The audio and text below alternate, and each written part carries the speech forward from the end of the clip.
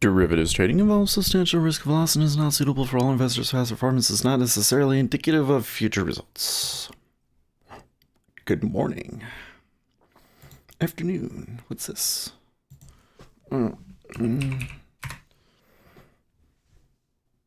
Oops. Hold on a second. We're getting the wrong.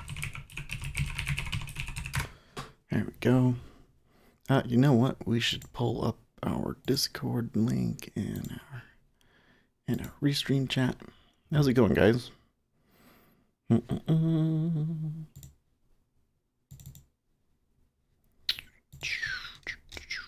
little bit of activity overall. Oh, just being me saying afternoon. He must live in Europe. Good morning, Bill. How's it going? All right. So we did have some movement overnight. It's kind of interesting to me. Hold on a second, Mike. What is this? My web browser is just being dumb. Okay. So let's go over to the charts here for a little bit. E-mini moving up again. Sounds like there's been some pretty decent earnings. We've had two really crazy, well, not really crazy, but pretty decent moves down. Move down, retraced, move down. That's kind of interesting. I also want to note gold has been, I don't have it up here, but gold has been moving, and it sounds like Venezuela sold some more gold, so that might explain some of that.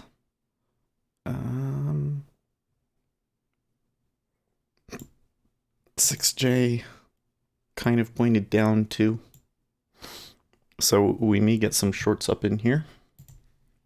I believe today we don't really have any significant news here to start. Okay, there's the open. Looks like they're selling the open, but it's okay.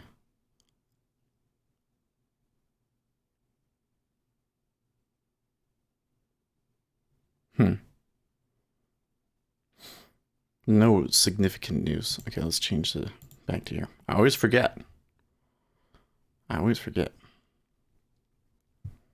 So now they're hitting that one, and there's, man. Well,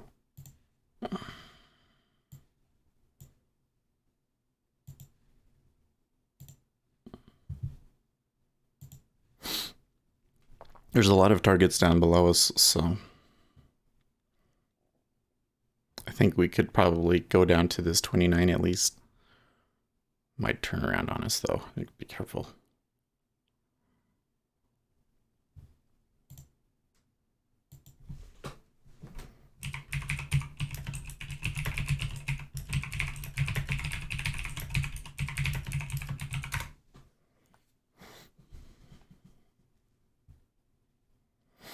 There's no news today, but sometimes you get like these midweek trend days.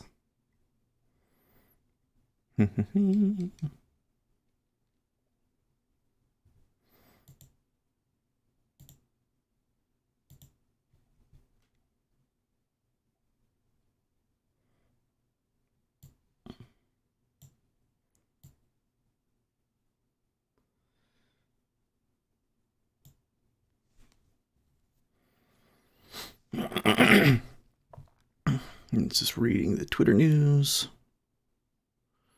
JPY is the strongest while CHF is the weakest as North America traders enter for the day.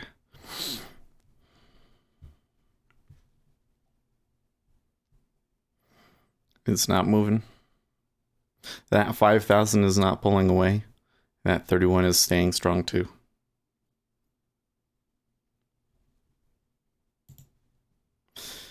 Bitcoin had a little bit of a sell yesterday, but didn't quite bite the dust yet. And then they look like they're trying to buy it up again.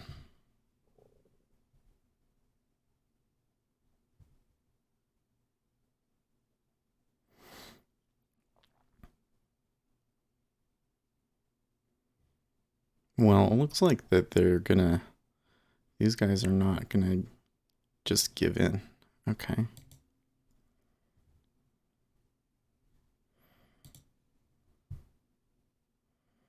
That was pretty wild.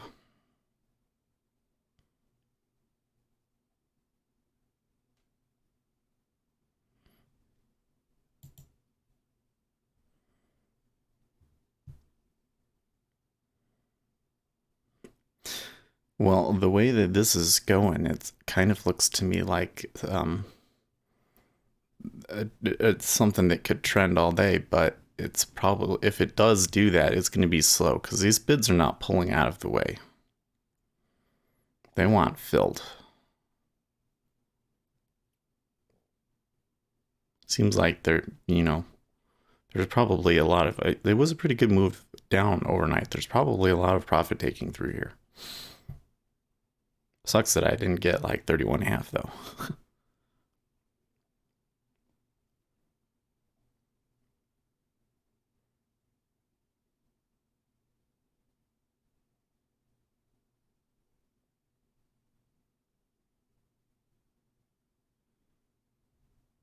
Okay.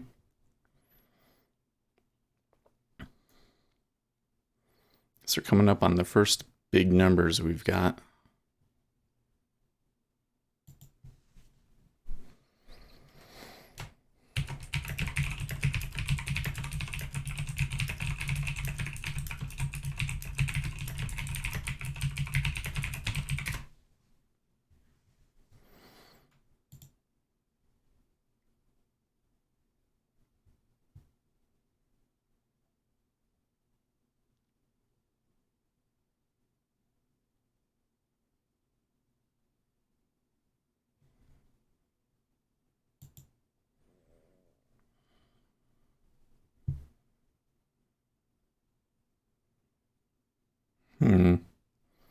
Okay, so there is a little bit of fiddling going on at 29.5 with the level 2. E-mini is pushing up as well. The E-mini just looks incredibly positive to me. Man. I mean, it's been on a tear. When you look at the 30-minute chart, it's just been on a tear.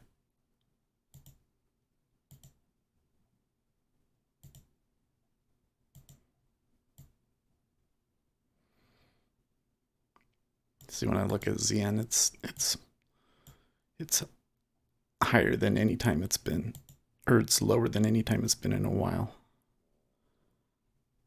There's this target down here, like 122.23. Okay, now they're eating through 29.5. A little bit of iceberging. Wow. Man. Okay, so they went down. The iceberg is there in 29.5. Block sell 29. Wow. This is just a really strong trend.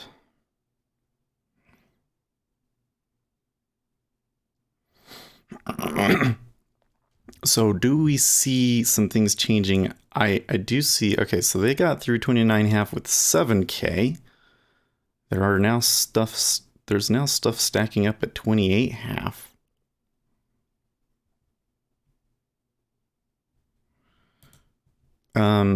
I am noticing that where we got in at, up way back up at 30.5, has some big size on it as well. Okay, so there's somebody did try to put the brakes on there.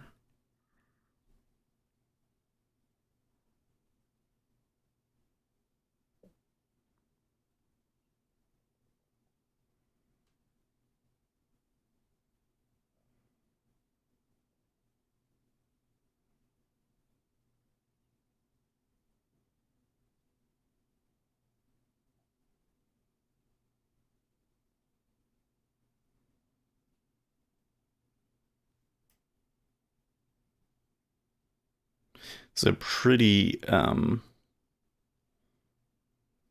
wild move down, so we probably do need to pull back a little bit here.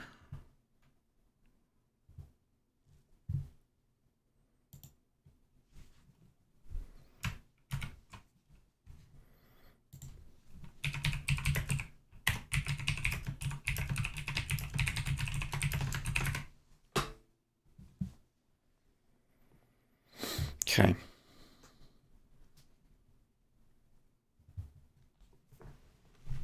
It could continue through for 2 more ticks, but it's so far past the bands that I really think that it's best for me to take it off there.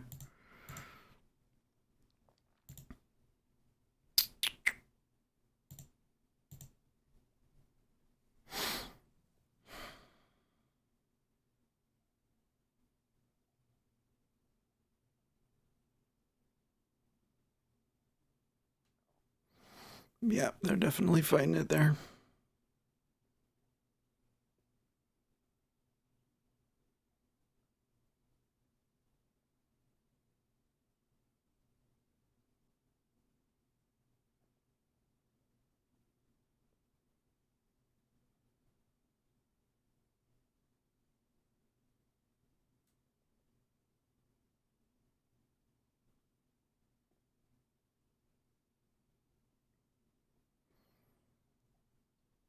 Okay, so there was a block sell at 29 as well. Maybe part of the reason why we're stopping there. I'm wondering if we'll get back up to 30. That area where we stacked up at. And maybe could get back in up there.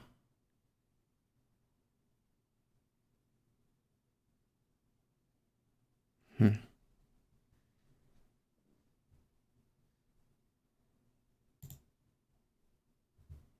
So the 29.5 is not giving in so easily.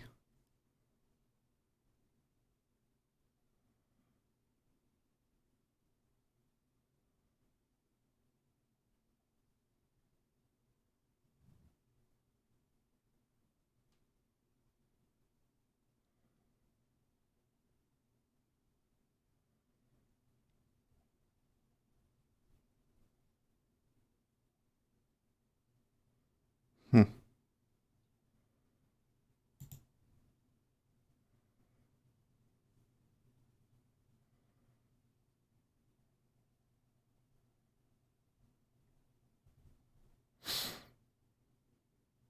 We do get Canadian manufacturing sales negative spot 2% versus an estimated 0%. Maybe could push us up a little bit.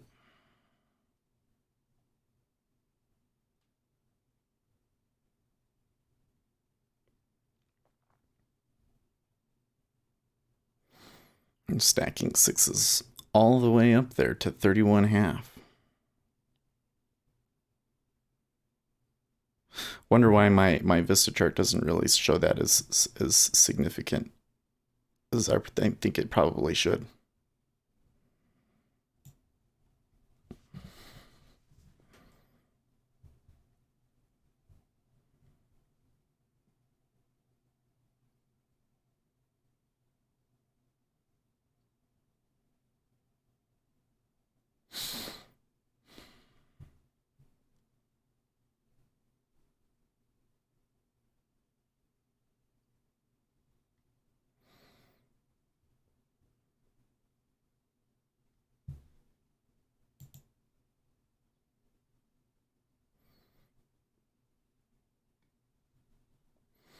Some article from Zero Hedge about corporate debt.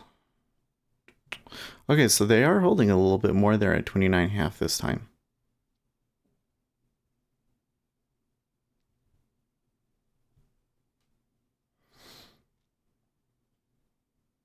They still trade through it, but there's nobody hitting 29 there. You see that?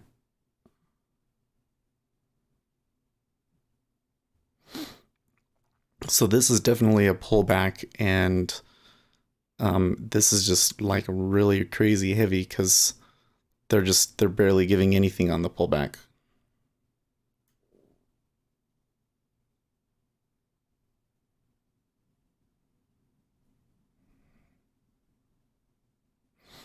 E-mini came back quite a bit too. It's actually the lowest since I've started trading.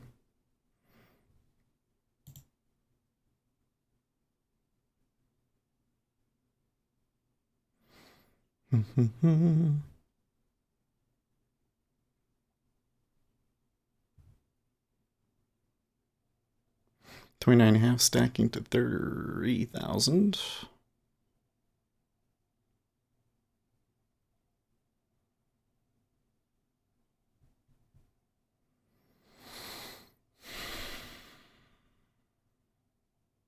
half of it pulls.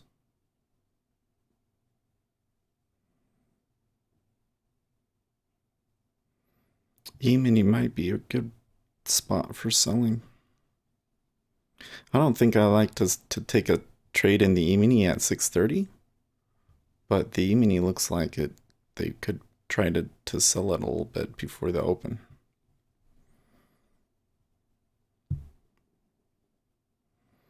Okay, so they did sell through that 29.5, but it was 3,000. Not putting up a lot. Next uptick.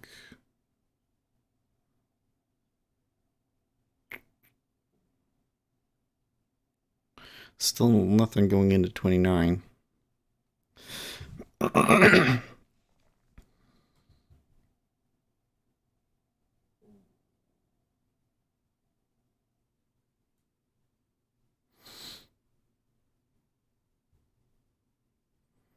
Offers are putting up more.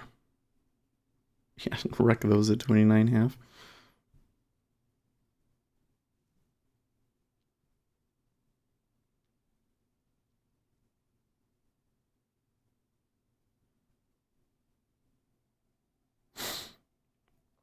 The problem is I'm not so sure that they have enough. There's enough market volume waiting out there to be able to push through this 28.5 and 28. But we've gone sideways enough that we could have another push. They're really battling it out there. And there seems like there's definitely somebody on the offer sitting there.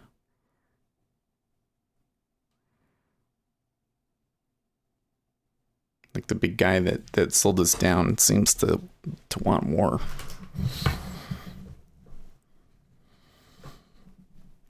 Yeah, Lucas, it's definitely in the same spot as me. Well, the thing is there's just so much being offered in this area.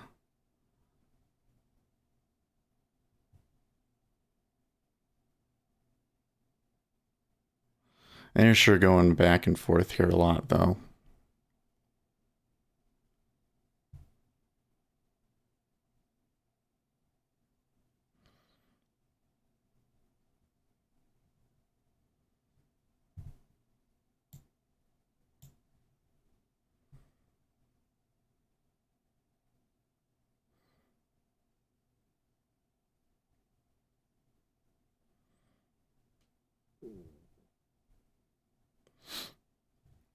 It seems like that the 5 and the 30 pulled back more than the 10 did.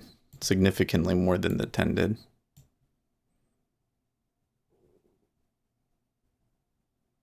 And it looks like that the 5 may or may not be done.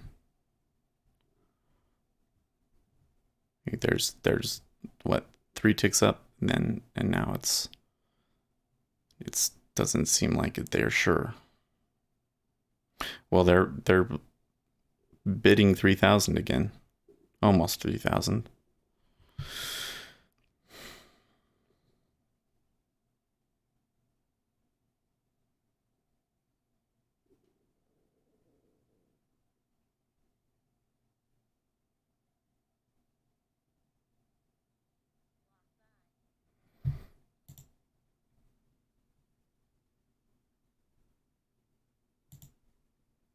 Okay.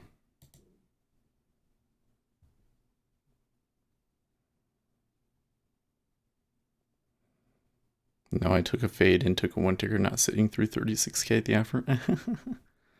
Okay, so that block buy and subsequent reaction to me,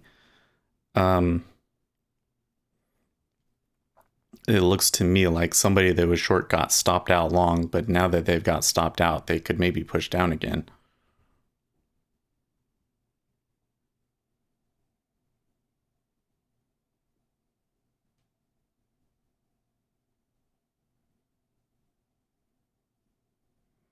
If I can get selling at 29.5 again, come on.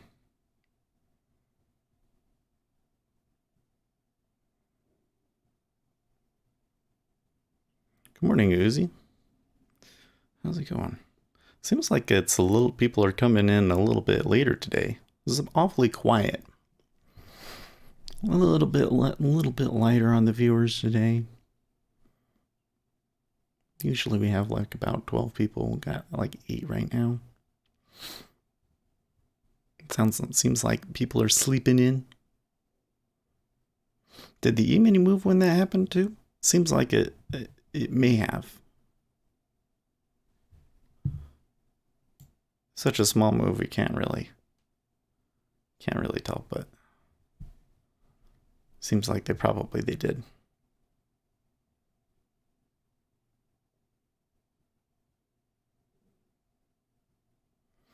I'm getting a little bit of trickle into selling 29.5.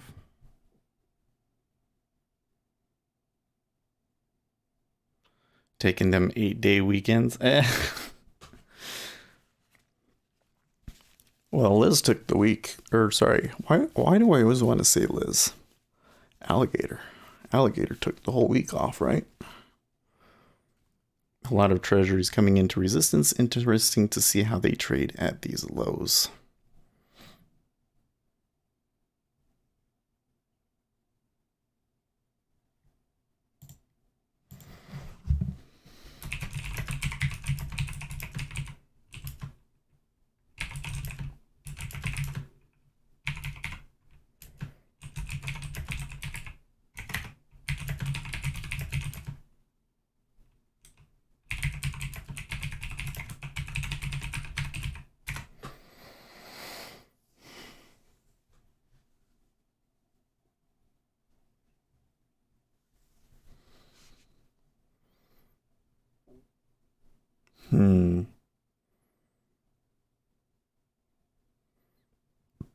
I'm not liking the action I'm getting at 29.5.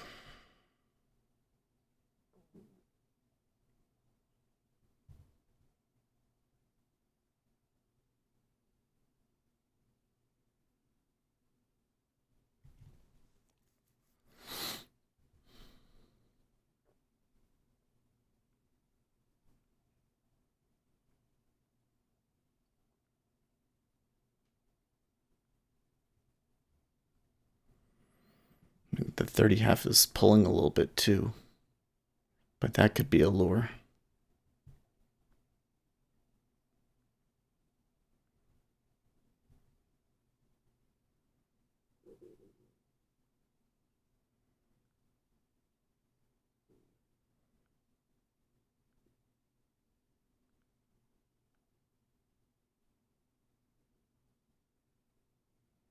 The absorption is still relatively negative.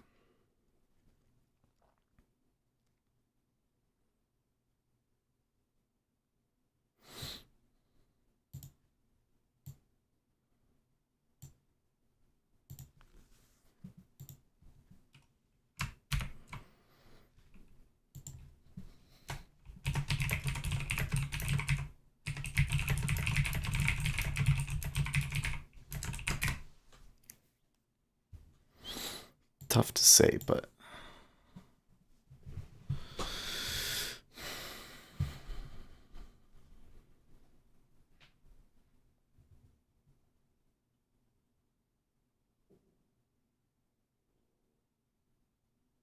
it seems like these bids down here are firming up.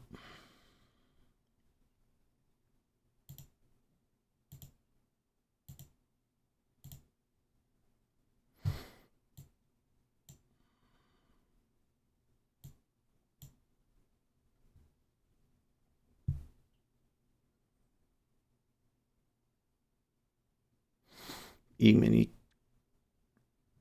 ranging, pulling back a little bit.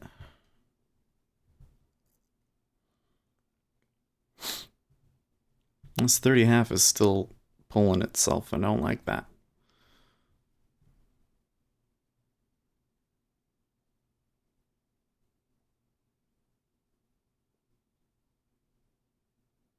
I'm not seeing them add up here in the level 2. It's still kind of just, it's, you know, just an empty void.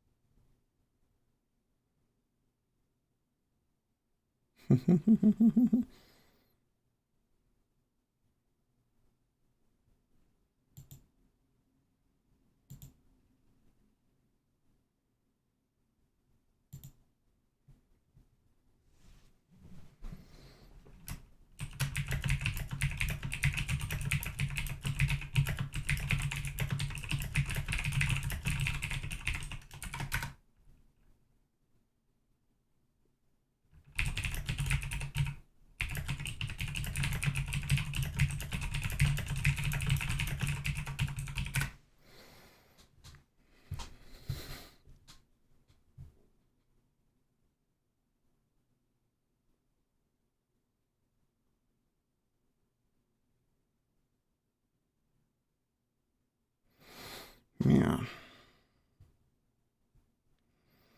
Okay, so we did get a tick down at 30. They're still not showing a whole lot of interest in 29.5.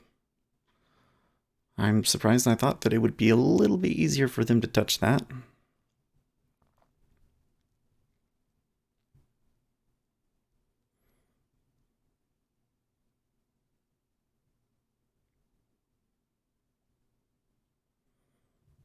See that 30.5 is still pulling? It's not a good sign for us. Yep, and they took it with very little resistance.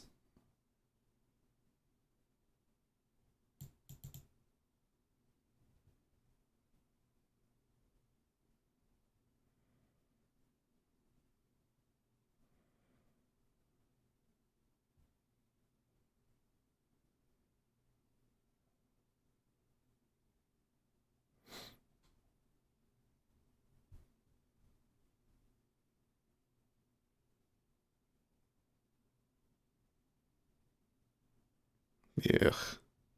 I should have taken this off at break even a long time ago.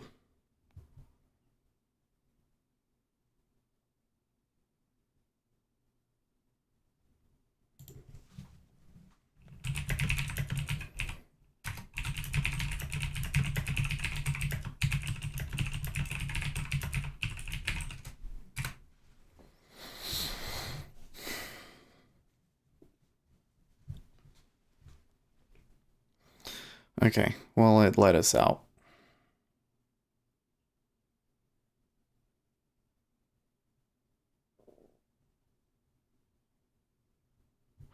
I'm just gonna put like a...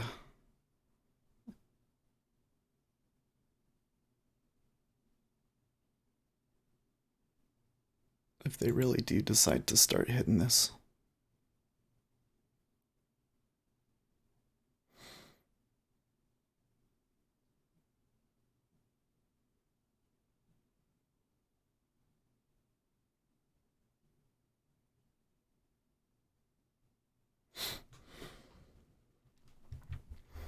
Just, they shouldn't have been able to go up so easily at 31. That was probably a bad exit. I could have made it break even, but... it happens. That's the kind of the spot where I get screwed. I almost offered 17 in ZB, nice little edge, but I decided against it and gonna wait for higher prices. Yeah, 17 wouldn't have been the best.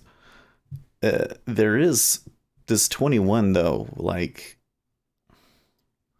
and same here, the open in ZN at evens. It's like, that's gonna offer some really strong resistance. And given how strongly it sold down there, I'd be extremely surprised if this just all of a sudden turned into a reversal, you know?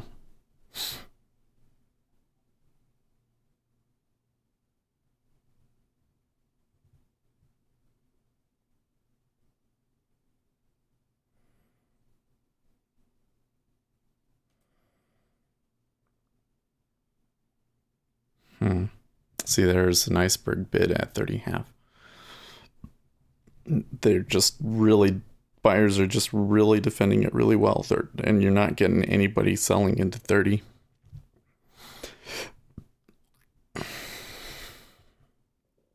when we were down there, there wasn't anybody selling it at 30 at least.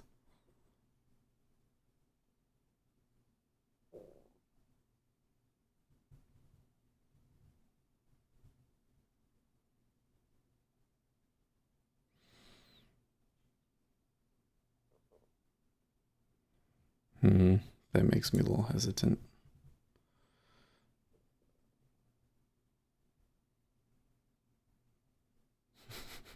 Usually I'd be pissed if the day structure isn't one I'm super thrilled to buy. If the day reverses completely, I just wind up doing nothing and I know it. There are some numbers here. Yeah. There is like at 715 capacity utilization rate and industrial production. I don't remember those numbers being incredibly significant in the past, but we'll see.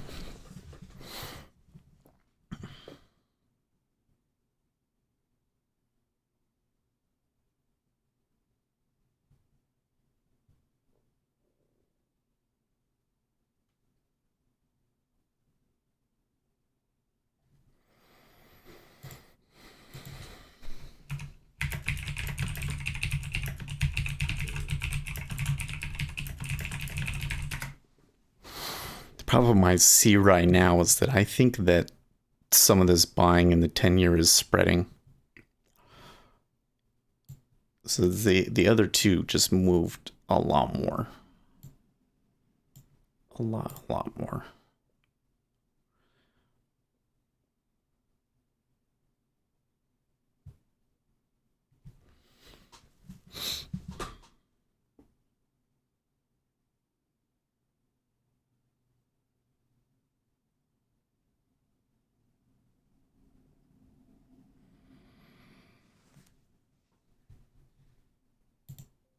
Oops. Forgot to fix this.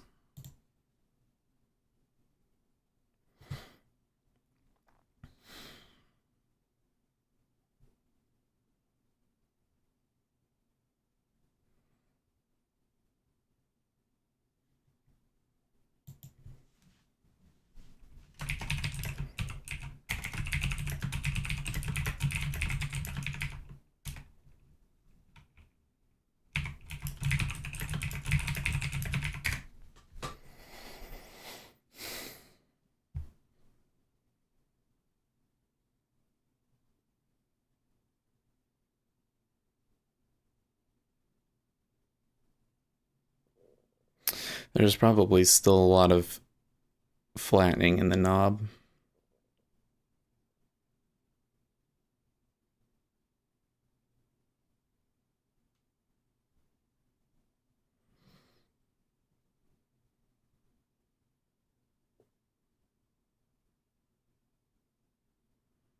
So you can see a little bit of a reluctance to trade it at 31.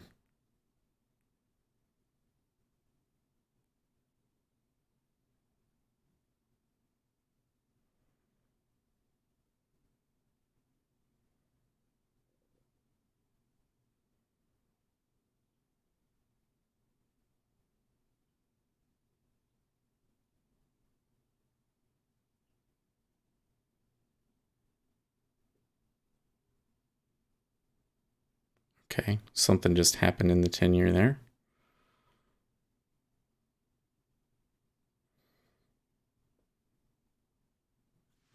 $32. I'm gonna reset things.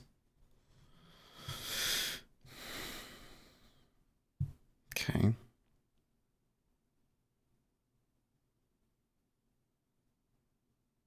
That 31.5 has pulled too much already. 1500 pulled off. It's already flipped on me.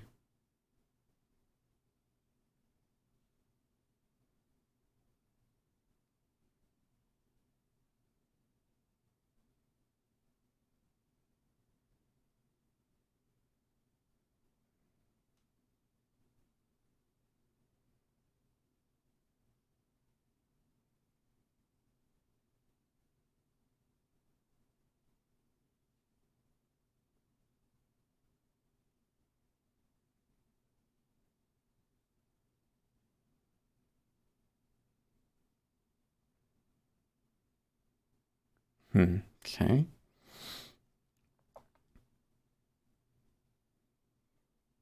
Not getting a lot of buying yet. Pretty light both sides.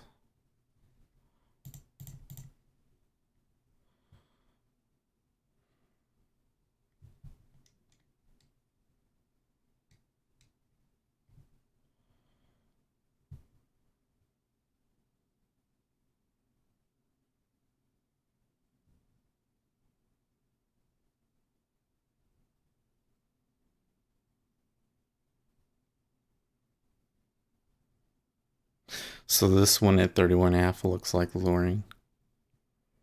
They'll pull and a little bit will trickle in, and then they'll do it again.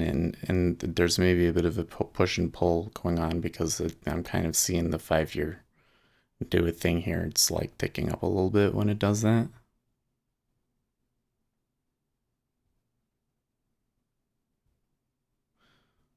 There's definitely something going on in the 5-year. They are selling it a little bit more. Okay. Brexit. No agreement between Labour and UK government on customs union, environment and workers' rights. Corbyn talks with May's government stalled due to a Conservative Party desire for post-Brexit deregulation, including pursuing a US trade deal. They don't want to pursue a US trade deal? The Liberal Party doesn't?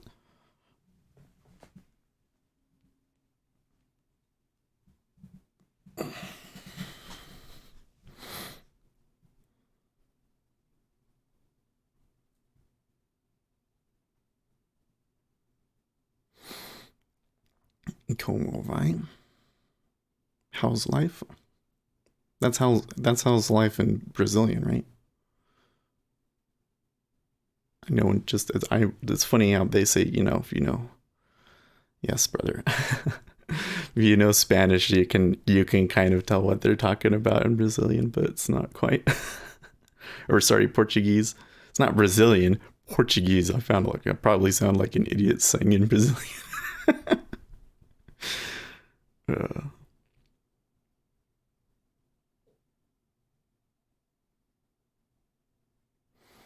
so there is quite a bit more selling there at 30.5 than it was last time that we touched that price. And the 5-year does appear to possibly be turning. Oh, brother is brother. Huber, Brazil Huber, HU3BR. He's just confusing me now, just to confuse me because it's funny, huh? Good morning. Oh, and there's A Straits. Good morning, dude.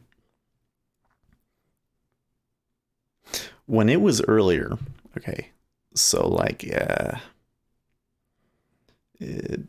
around 6:30, I was thinking, okay, maybe it's a sell in the E-mini.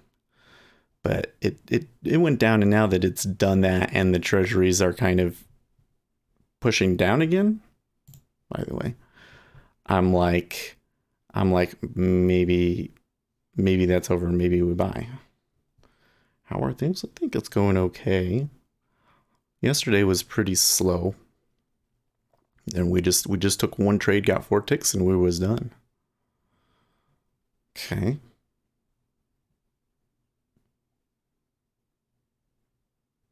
Let's see how this one works out. We need to move these just in case something crazy happens. See, now I'm looking at that right there.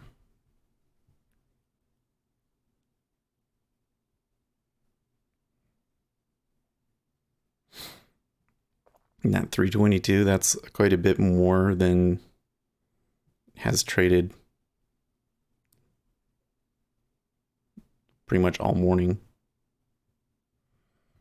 Okay, as they did that, the treasuries kind of firmed up a little bit.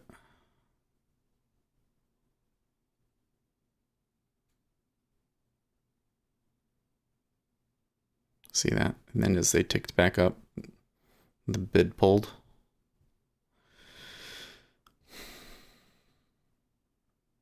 So it seems like the algorithms are particularly sensitive to what the E-mini is doing right now.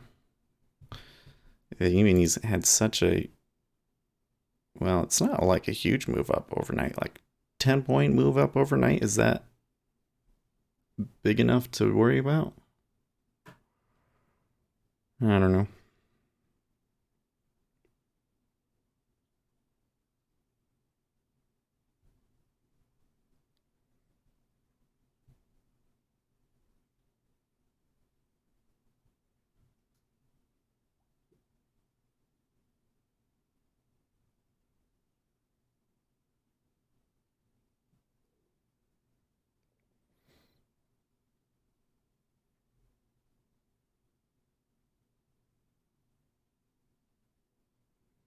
Okay, that time they sold on their own. The 5-year is appearing to be possibly turning down lower now.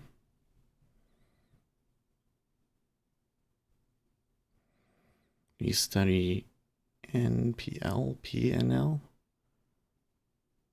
I'm not so sure. East Trade says that he's in. What price did you take?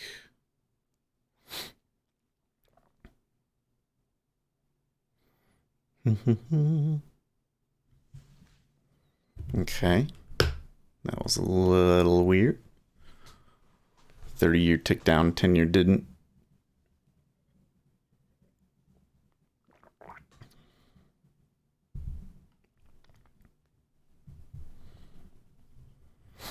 It seems like sellers are still a little reluctant to go for it in the 10-year. Oh, he's short 29, 1875. How did you get that price? Oh, it did go up a little bit, didn't it?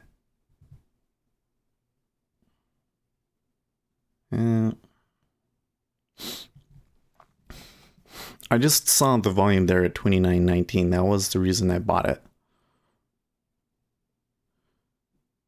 Earnings changing tone.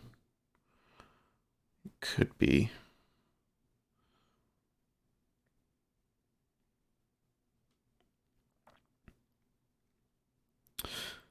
I was seeing some signs that the treasuries were about to move down, and that made me think that the equities were about to move up, but they didn't. They're not really hitting into 30, right?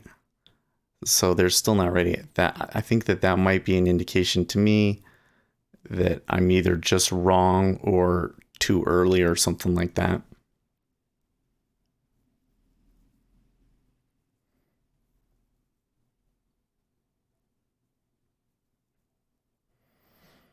Level 2 seems to be very sensitive to what the E-mini is doing.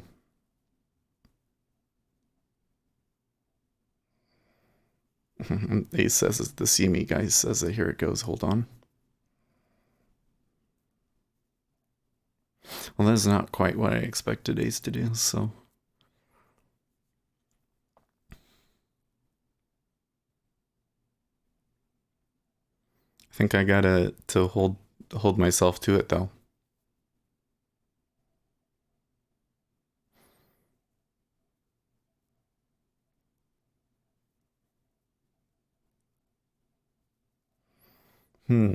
Donald Trump. A must read. Andy McCarthy's column today. Dirty dealings of dirt devils who concealed Trump Russia probe. The greatest scam in political history. If the mainstream were honest, which they are not, their story would be bigger and more important than Watergate someday. That is, I do think that thing is going to be like, when my kids are in high school and they're learning about that in their American history class, they're going to be like, or like my grandkids. I guess my kids would probably remember it, but like my grandkids, they're going to ask like, wow, that really happened to the president of the United States? And then it turned out to be nothing? Pete Buttigieg. Buttigieg. I don't know how to say his effing name, man. It still confuses me. But he says capitalism has let a lot of people down. Yeah. Socialism lets a lot of people down too, buddy.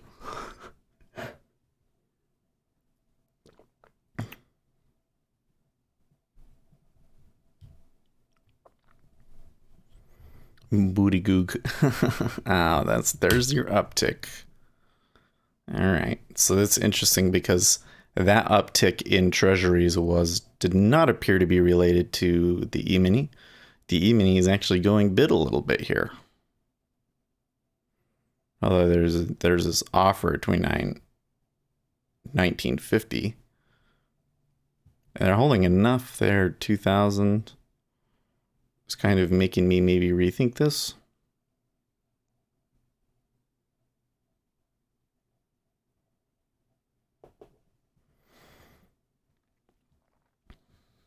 Now they're really moving up.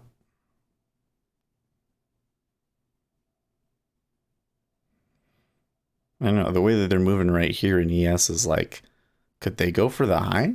But going for the high before the open would be a little weird.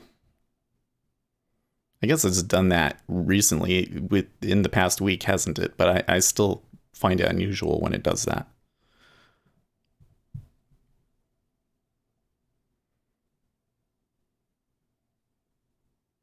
It's a decent amount of bids that they ran over here. Okay, and there's a decent iceberg at 31 there. What's with that?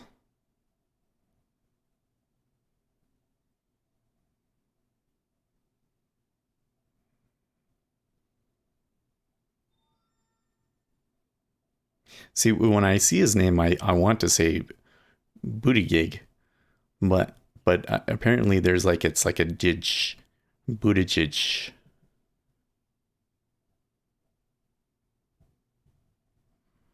Yeah, starting got my push and then it's pulled back a little bit.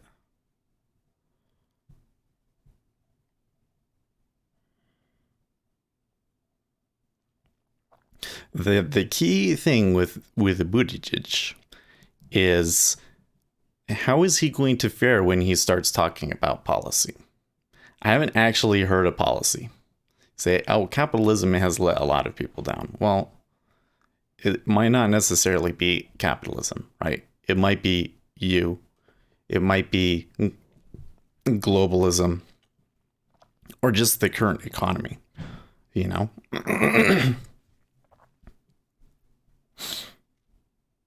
And you can come around and say, capitalism has let a lot of people down. But I'm sitting there thinking, okay, and you want to replace it with what again? Right? Should have waited before taking 29.5. It's one of those spots where a little bit of patience pays off. Yeah. Well, and I'm wondering if I should have been more patient here at 31. That is a pretty big iceberg at 31. The treasuries do still appear to be bid.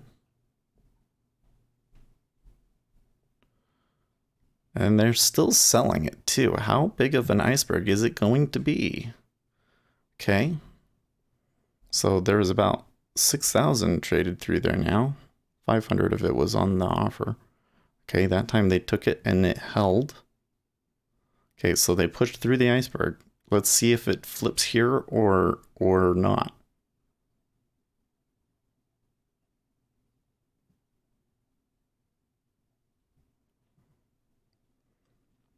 The 10-year. So the weird thing is that the 10-year is almost pushing new lows in cumulative delta.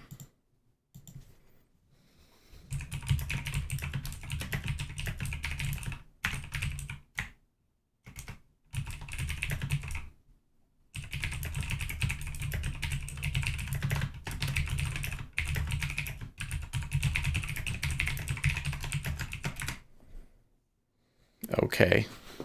Wow. So they went through 30.5 with only 800.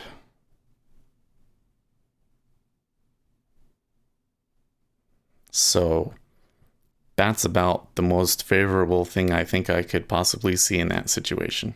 It was a big iceberg that they pushed through. When it was the big iceberg, it was a little scary. But then they got through the iceberg and the next price they take it on almost nothing, then does that mean that whoever was buying it up here, that they're done and they can start selling again? And ZF appears like they have the cumulative delta to push lower, and the 10-year is already low.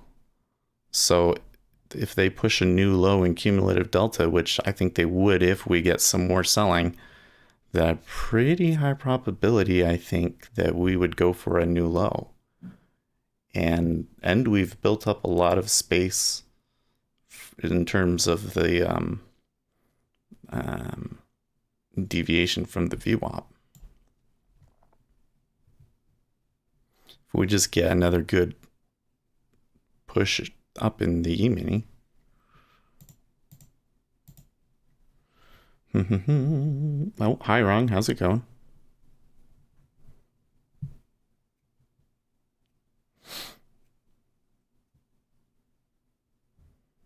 Okay, so now they've gone bid at 29.20. Is Ace still short?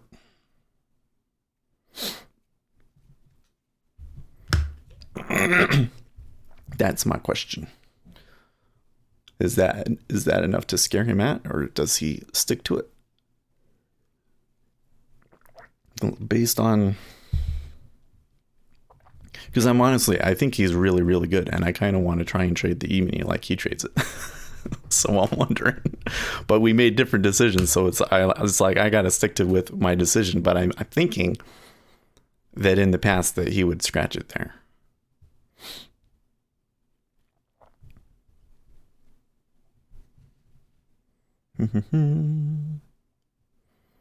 Industrial production up next.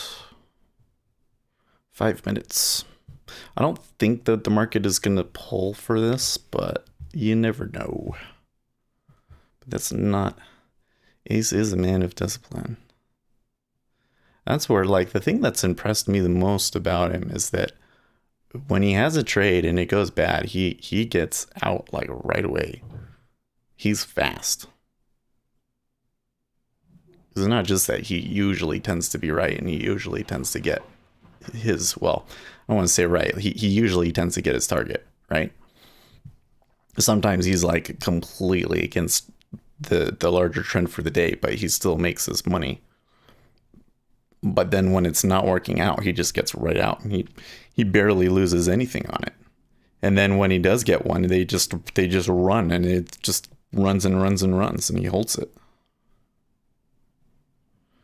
Okay, so now they are hitting into 30. There was some on the offer there. I missed that. Or was that 25.12 from when we were moving up?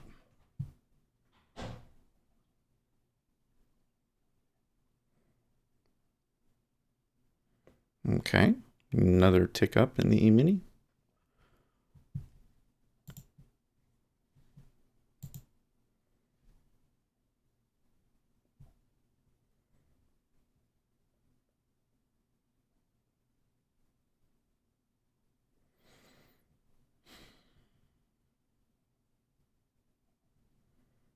Okay. So looking weak there at 30. Okay, goes offer. I also think he enjoys a waffle more than a winning trade. It's all about the little things. I think you might be right.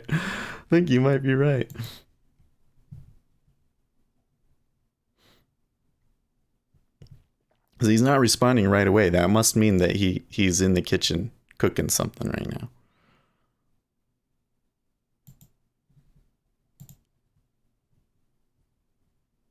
Oh, that was that. Yeah. Bum bum bum bum bum bum. How's DLive doing?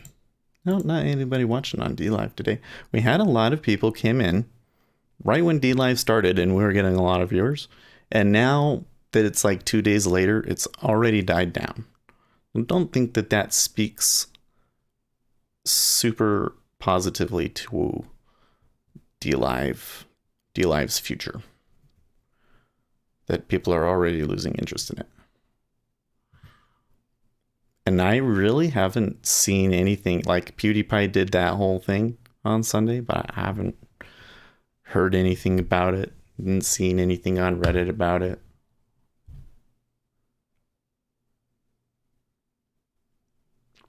Okay, so they did tick up at 30 and they ticked through 1700.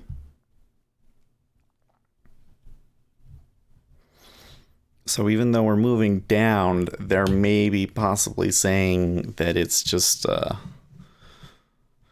there has been a reversal and we're just doing the next test and it's not gonna get any lower. Or like maybe they're going to all of a sudden trade 29 and it's a trap, that sort of a thing.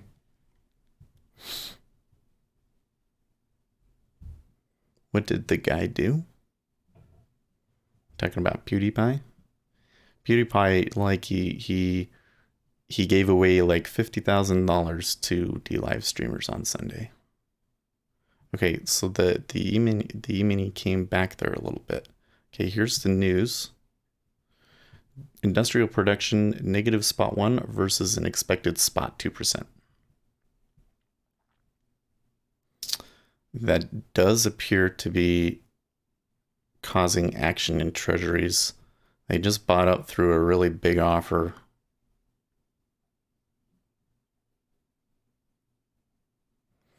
E-mini came back a little bit. Now they're hitting 31. And that's not what we want to see.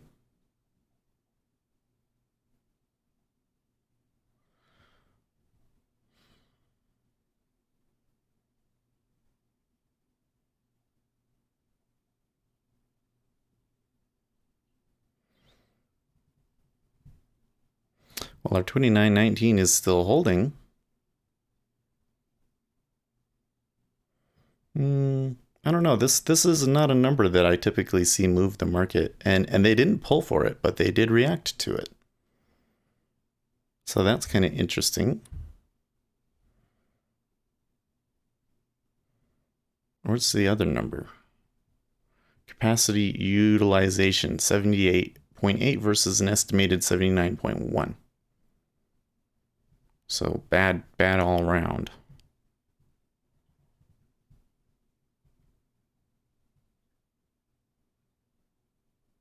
Surprised that there was just 8K sitting there at 30.5 and they got through it like that.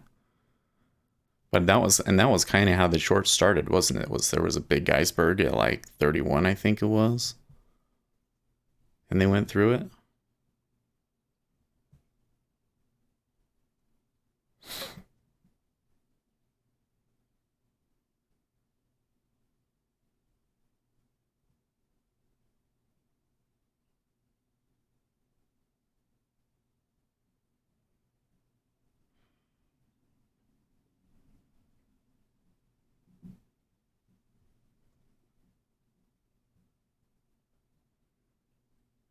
Okay. 5-year actually tried to tick down there a little bit. Got 136 went into 03 a quarter and kind of level 2 reacted to it.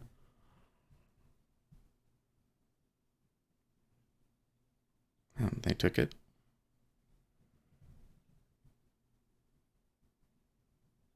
Ten-year not reacting yet.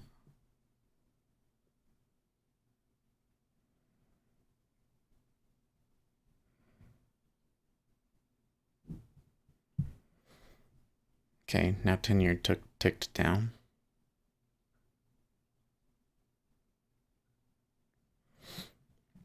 A Street says it was a bad entry, lost a point. Doesn't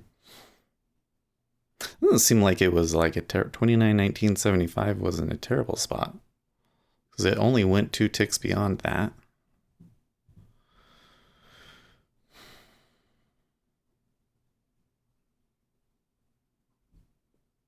So that news was, and it's interesting.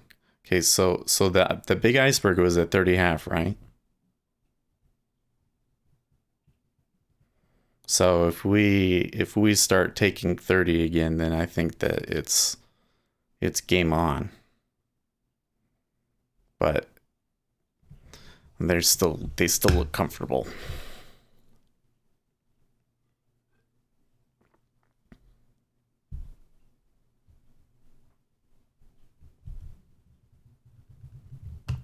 Yeah, but I keep a tight stop. I gotcha. So then he did, but that means that you did treat it the way that I expected. Because I said, well, I think that at this point Ace probably would have either scratched it or just taken a small loss. He did. Okay, so that news pushed us up a little bit, and now we're already pushing back down onto these lows again.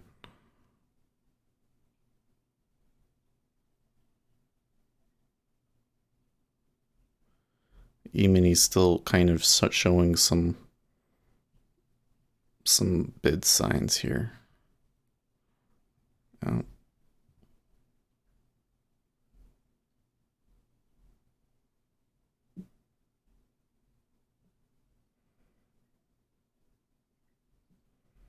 So are all of the buyers from that news, did they just give in? Oh, well, that E-mini didn't hold that. 29.1950. Ugh, it's really hard in the ES because it's like here early, it's like one tick seems to matter, but then when it gets going, it's just, it could just go.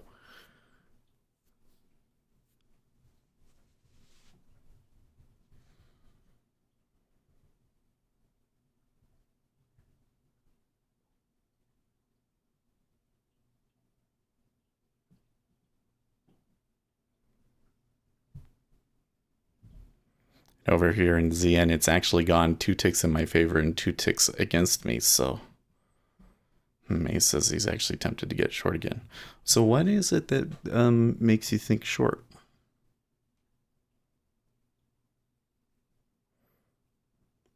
Paris prosecutor said there was no evidence of arson and that the investigators were working on the assumption that the blaze was an accident. He said the investigation would be long and complex.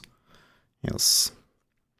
I find it very interesting that people on the internet are always so anxious to try and get in front of something and predict what the outcome of something is going to be. So everybody on the right really wants to think that it was arson. And I'm like, well, you don't know what it is. Feelings, I trade off feelings. Okay. Okay, so they just got through a pretty decent bid there at 30. There was 3,000 on there and they traded through it, offering 12, which isn't like a huge deal. E-mini's still acting like it, I don't know. But there was a tick up.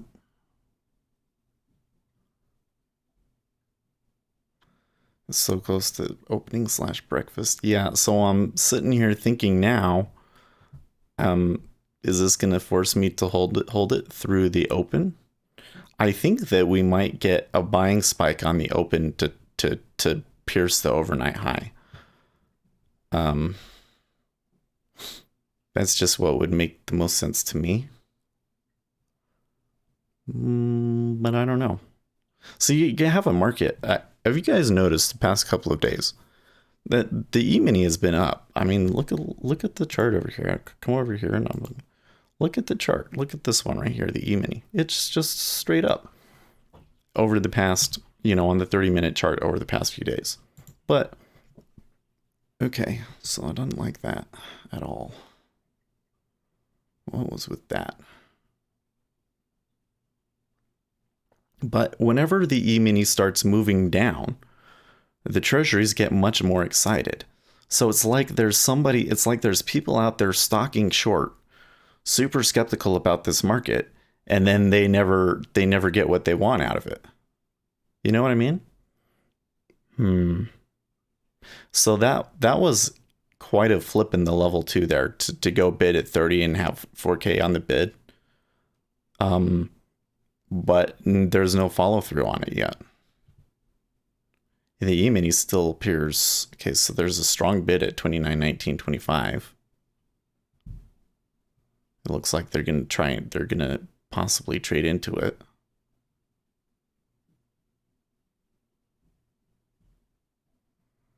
Yep, they traded into it and got pushed up.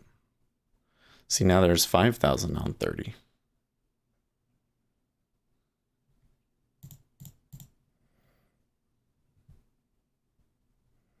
Okay.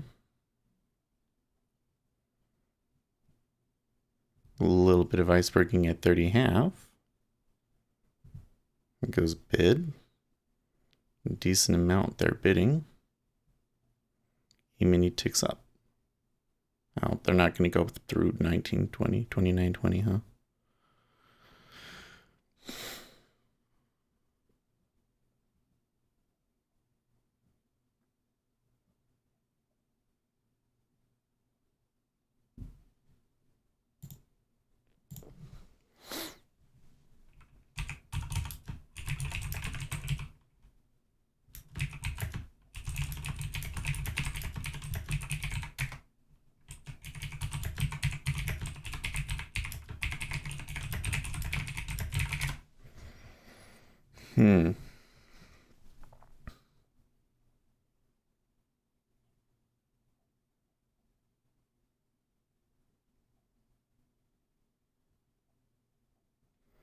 That 31 pulled.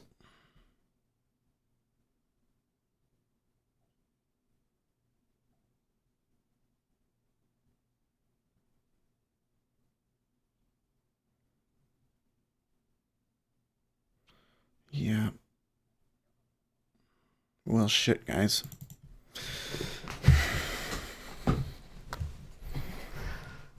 All that time didn't work out.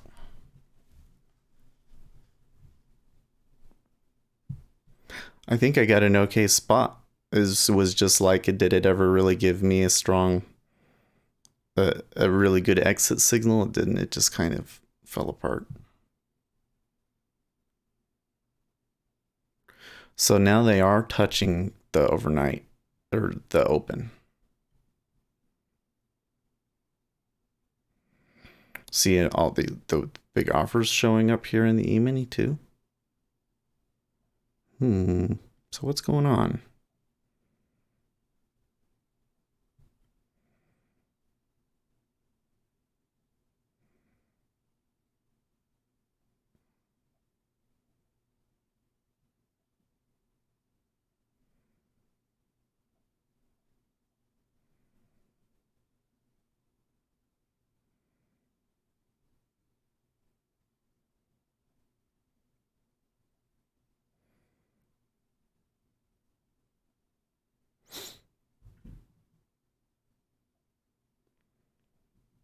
See, my spot is still actually an okay spot, but I don't like those offers. I don't like what Treasuries did.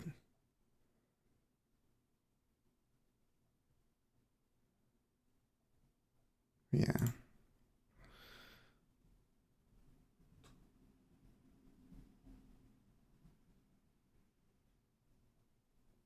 Okay. Well, I just gotta sit and be super patient then.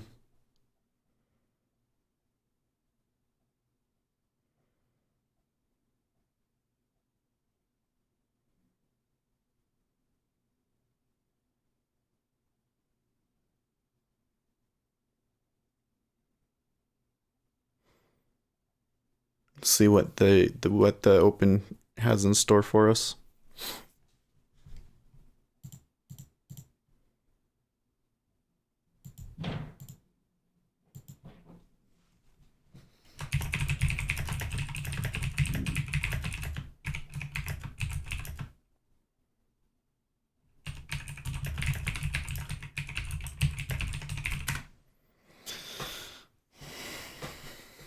Well, they're already going offer at 30.5. So that would be a bad place to sell. I guess if they started going through the 30.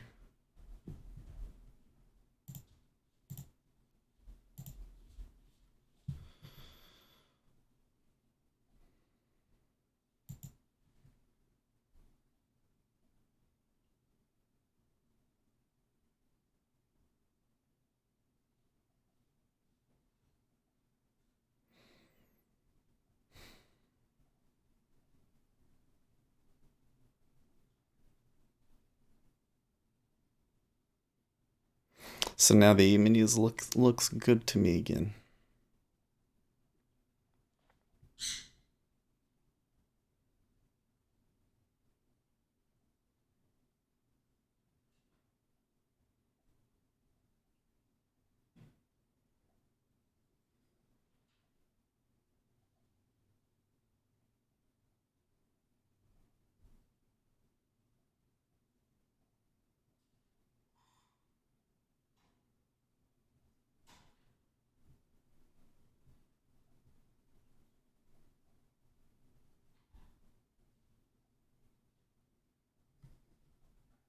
Okay.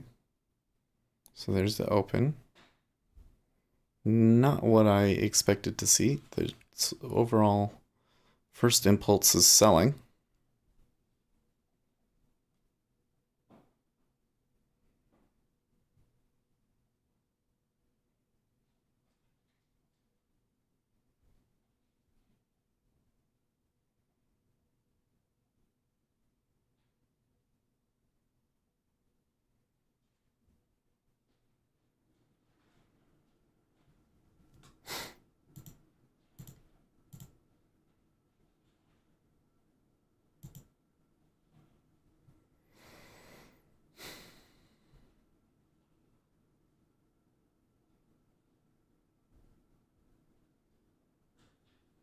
There are buyers, but they're passive.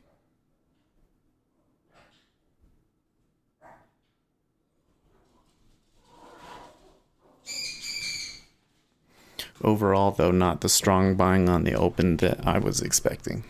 In fact, I think that if it come back to here, I could take it short.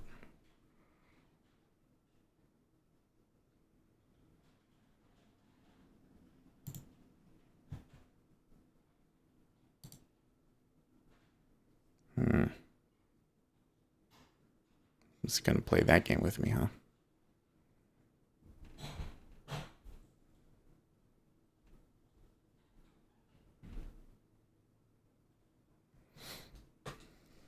Oh, they really forced that tick.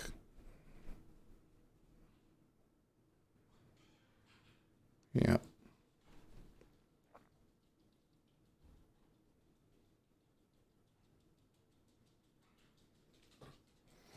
Well, this could go all the way to 29.14 if it really sells. Just right where I have my profit. Okay, so they really went bid there now.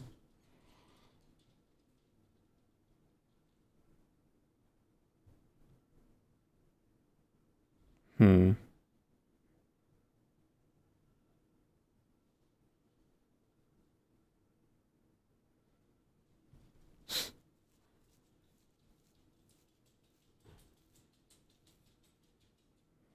Nope.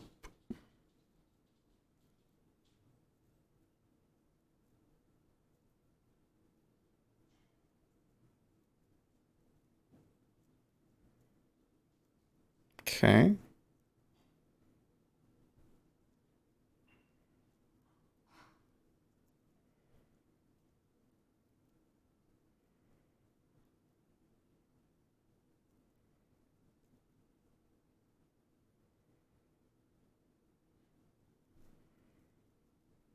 Anytime that I feel like that it's like, oh, and maybe I understand now what it's going to do, and then it stops doing that thing and I'm not sure again.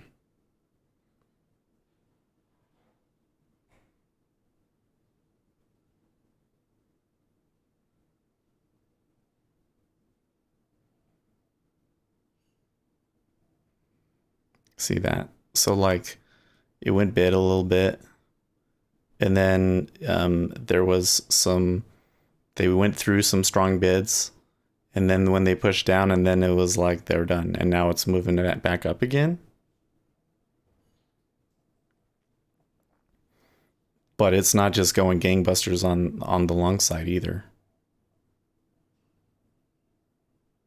See that? Okay, so that move down was a little bit easier for them, but there's still kind of some volume happening here at 29.1875.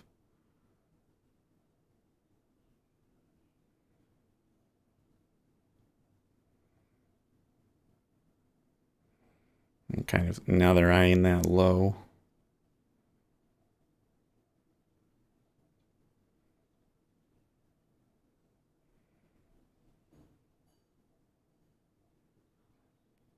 Yep.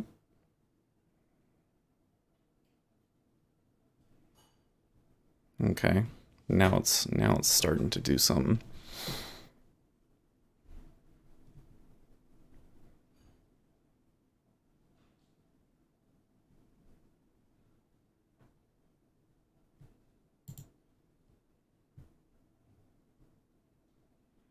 That's all. That's as far as they're letting it go.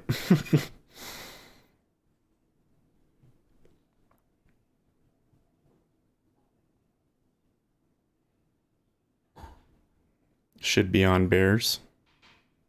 Seems like that the bears are having, well, the bears definitely have more market orders. Jeez. But when it flips around like that, I mean, come on.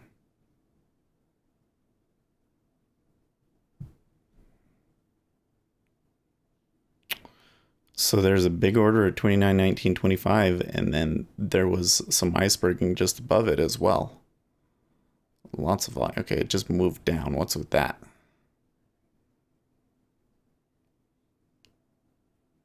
And then it moved back up.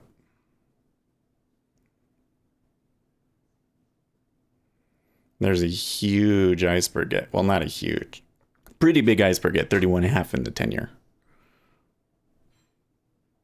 Okay, but they went through it. And then the E-mini traded down.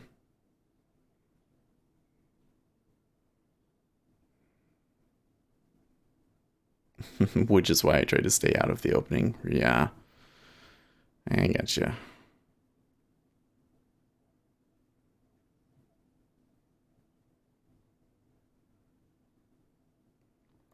It's just what I'm seeing here in Treasuries looks like a really strong bid in an area that it shouldn't be strongly bid like that. So that's kind of why I started to favor the short side on the E-mini. Although they seem to be preferring the long end of this range, don't they?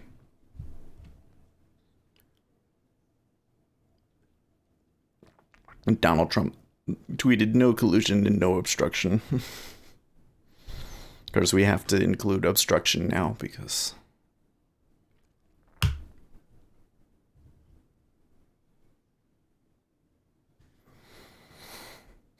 see, getting 34 there at 31.5. They're trying to push it through evens, which was the regular session open in ZN. Important number, regular session open.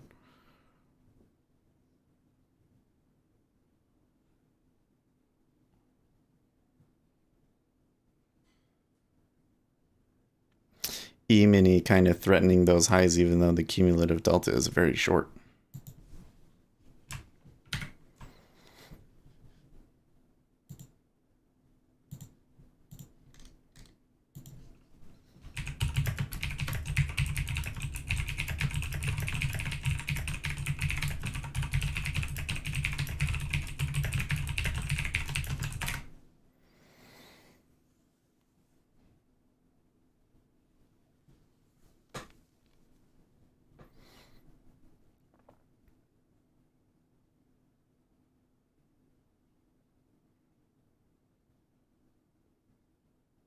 Okay.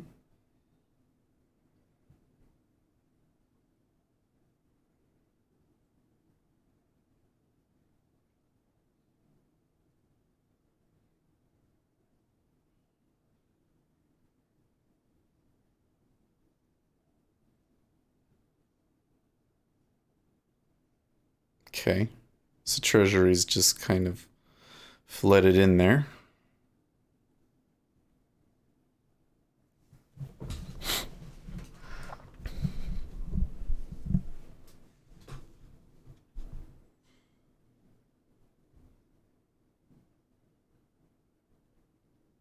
Still a lot trading in here. They know that's where I got in, and they're like, we're just going to trade as back and forth as much as possible because that's where Seth got in. We need to make sure that that's the point of control for the day. just to make him mad.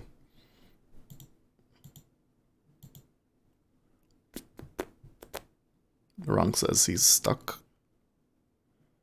Are you in a trade, or are you just not sure what the market's going to do?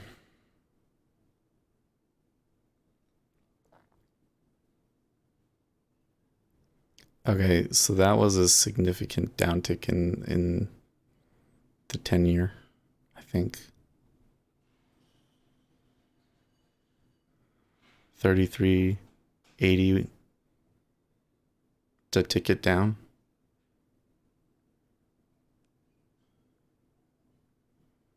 Really kind of slumped when it did it too.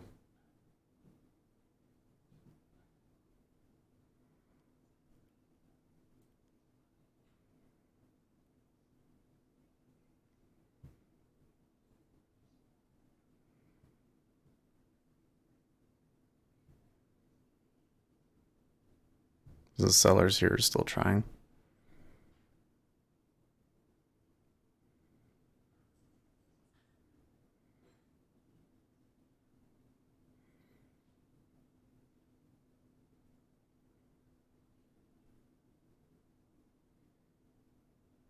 Okay, some buying coming back in. A lot of buying. Wow.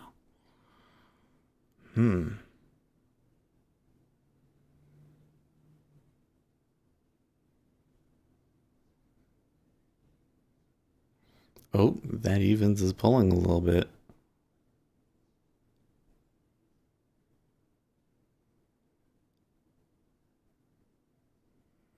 CBOE volatility index hits lowest level since October 5th. Gold breaks 1275 to fall to the lows of 2019. Yeah. I remember seeing the notes about gold falling yesterday despite it not really seeming to be in correlation, and I think it was because Venezuela sold some gold. Okay, now the evens are bid again.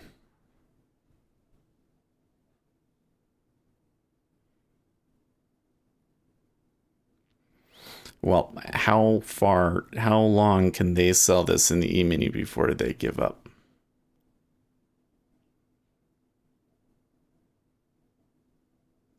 So they're having an awfully hard time even staying below 29.19. Even though it's been a consistent string of market selling since the open. Right? And here they go bid, and now they're threatening the high again.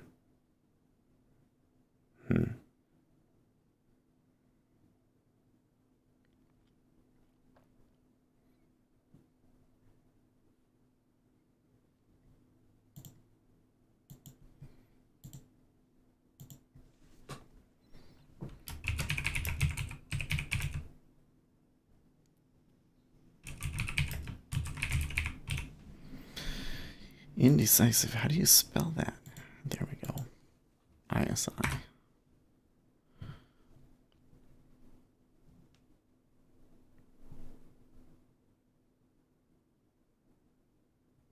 Okay. But there's a lot just trading there back and forth at 29.19 now.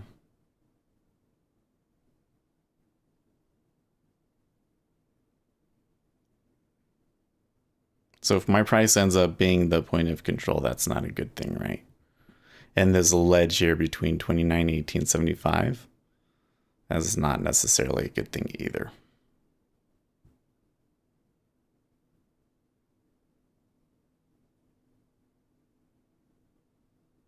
And I guess I should add that the equities market is tight. Like, it's been almost 15 minutes and we've only traded a 1, 2, 3, 4, 5, 6, 7, 8, 9, 10, 11, 12 tick range.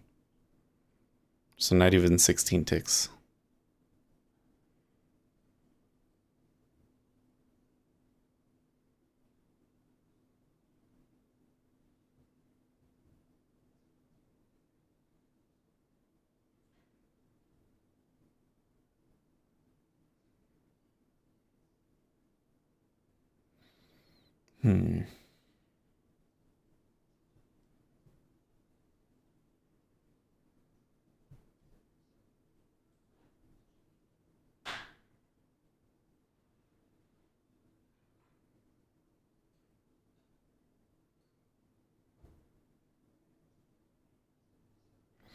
This is still strongly bid.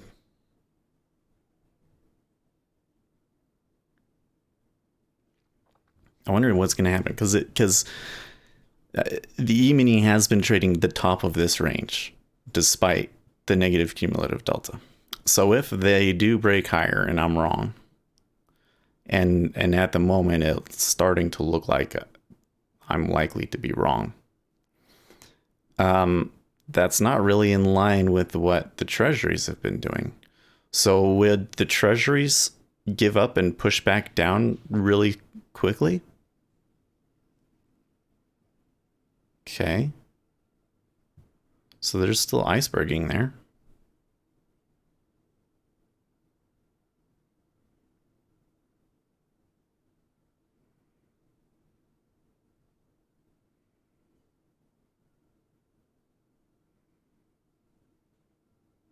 And some bids building up in here now.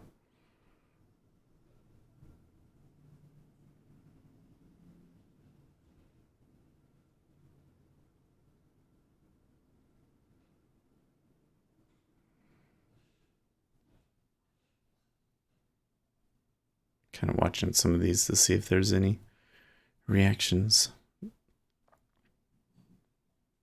It's a strong bid back down here in ZN, by the way. All those sevens.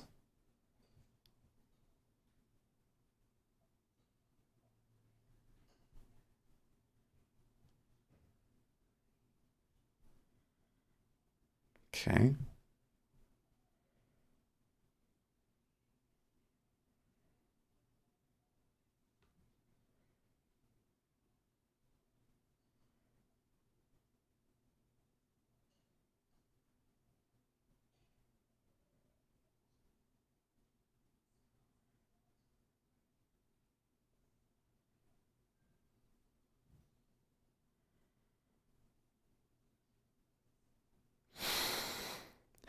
I'm starting to feel a little sleepy.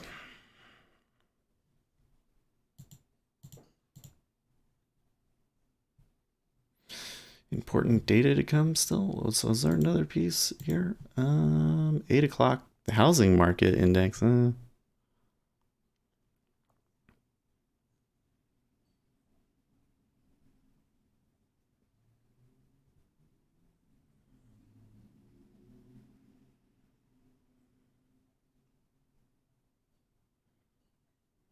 Well, that would be something if we just ranged until 8 o'clock. That would suck, but I mean, there's a lot of volume going through. Seems to me like there's a lot of volume going through.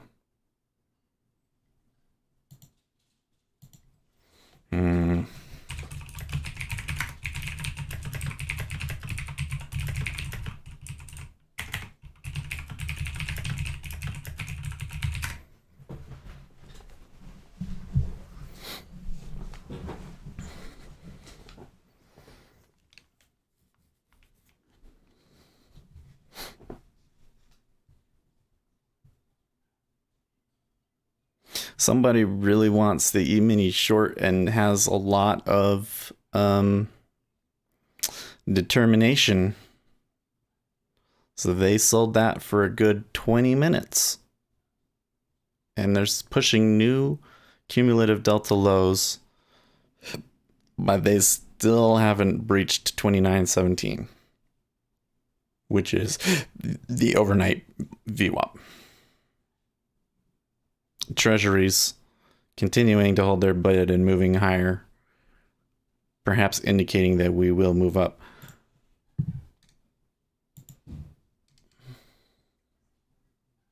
And there is China data later this week. That's a good point. Okay.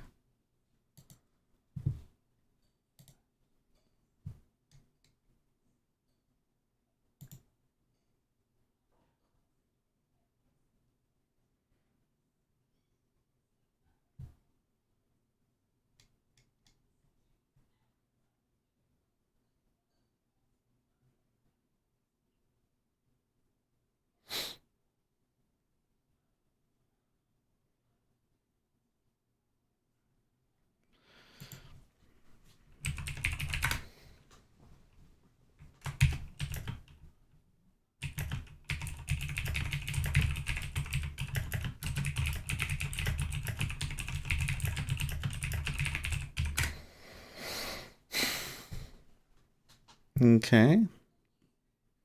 So these you're still getting these offers, not giving up.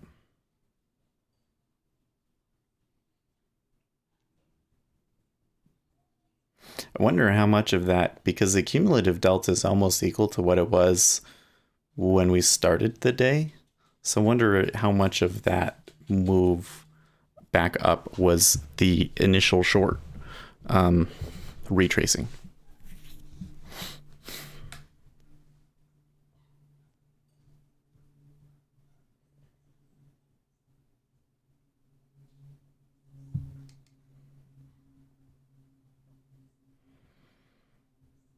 Hmm. And see, they're still running into big icebergs on the bid as the E-mini continues to sell.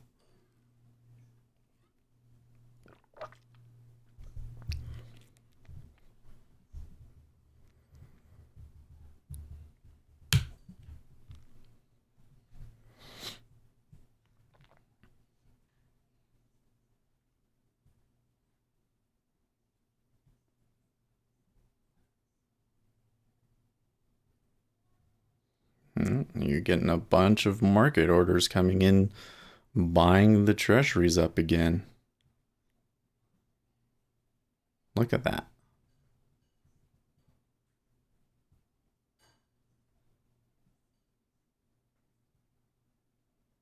Hmm. They're having a hard time keeping that price bid, though.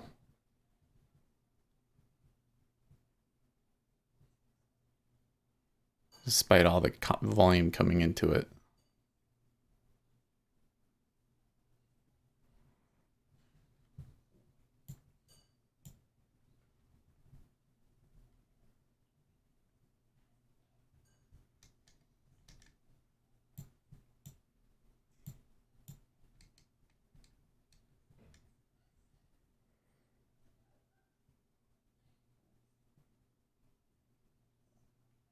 PMI?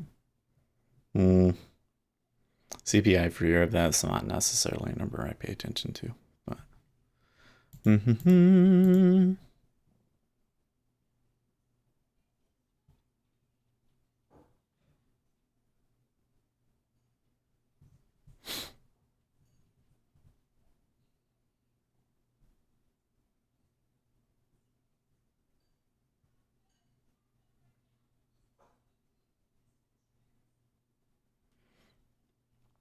I'd say the selling through this area has been pretty strong.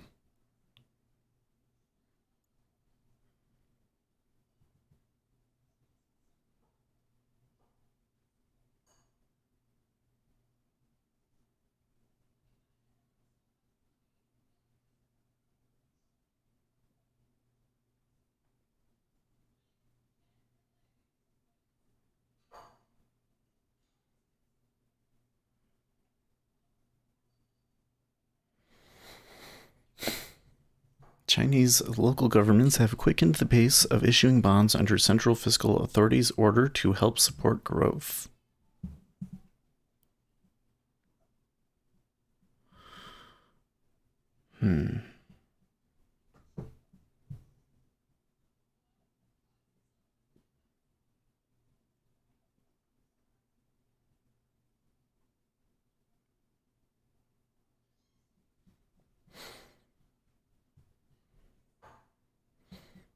Adolf Mutton. I didn't see that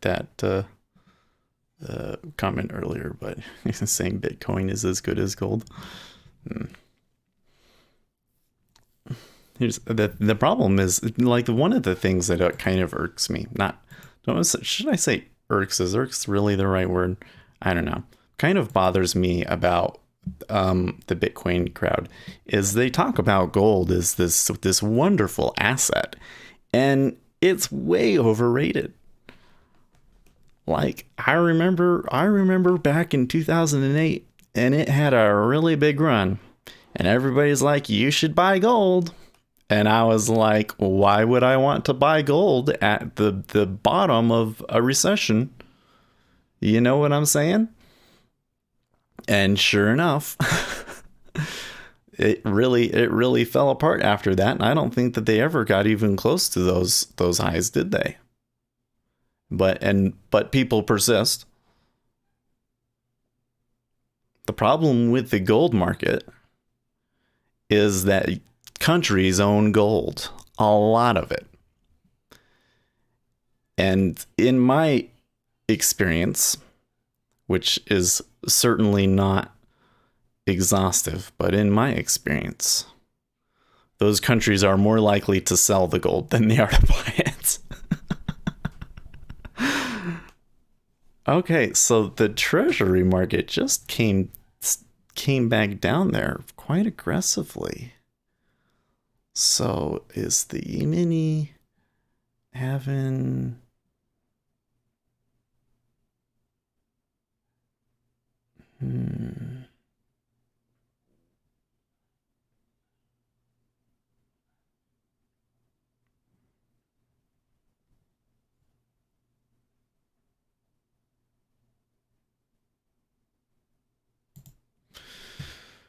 Okay.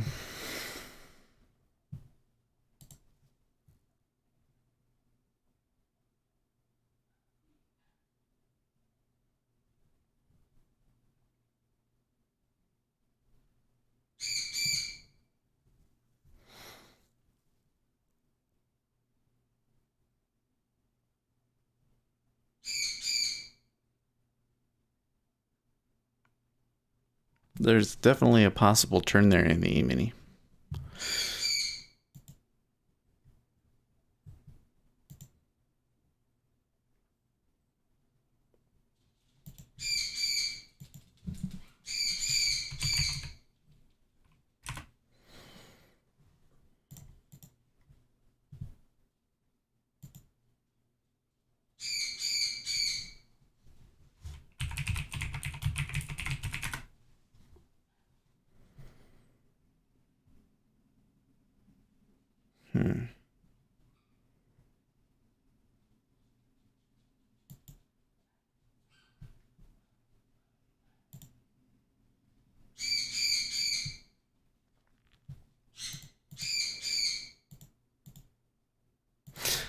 I'm kind of wondering why it's been so quiet this week.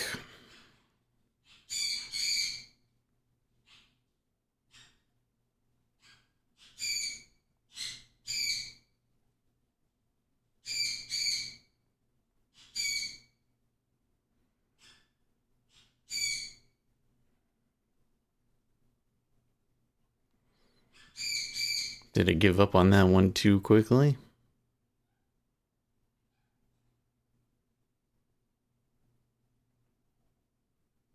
I think that there was a turn down there, 29.15, that I should have seen earlier, and I should have gotten out on that.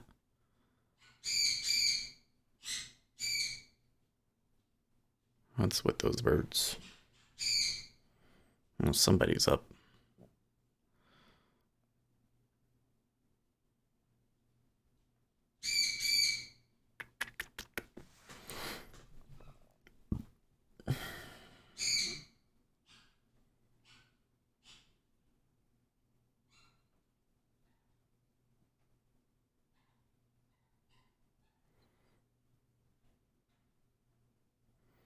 Hang in there, still dropping. See, I'm thinking, well, it's about right here.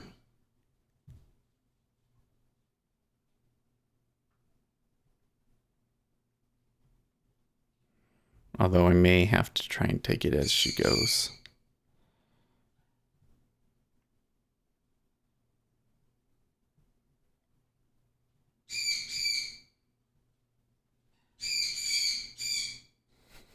Izzy says, I'm not actually going to sleep, I'm just bored. Yeah. Okay. Now they're eyeing it up like they's gonna go for it. And you see those bids at 30.5 and 30 in the 10-year are still there. Holding strong. Kind of indicating to you that there should be a big iceberg at 31.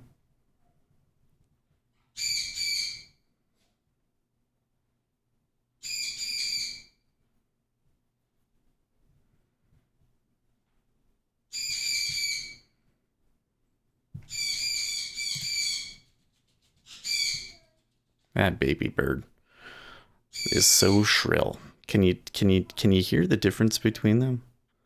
The one is so shrill. Okay, here this bit is stacking up again.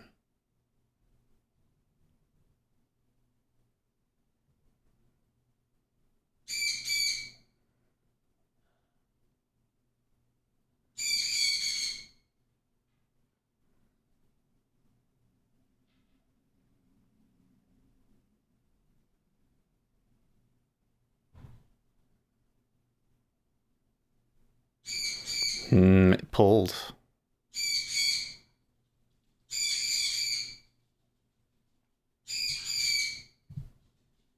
It pulled. The 30 is going to pull too?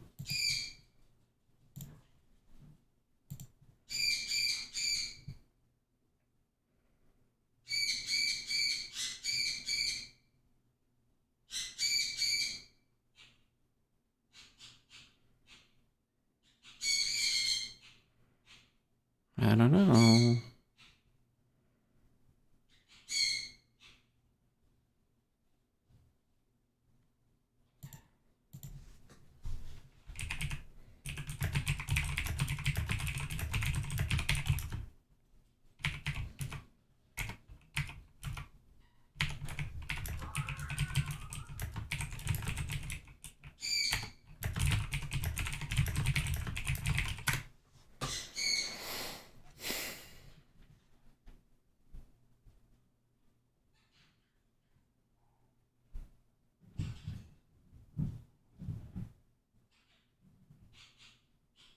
Well, today has been an awfully odd day, guys.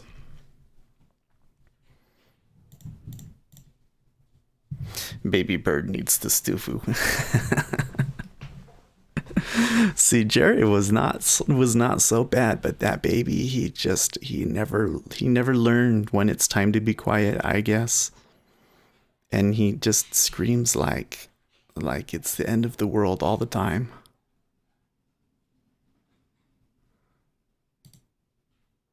Like, Jerry doesn't scream like that unless it's like an emergency.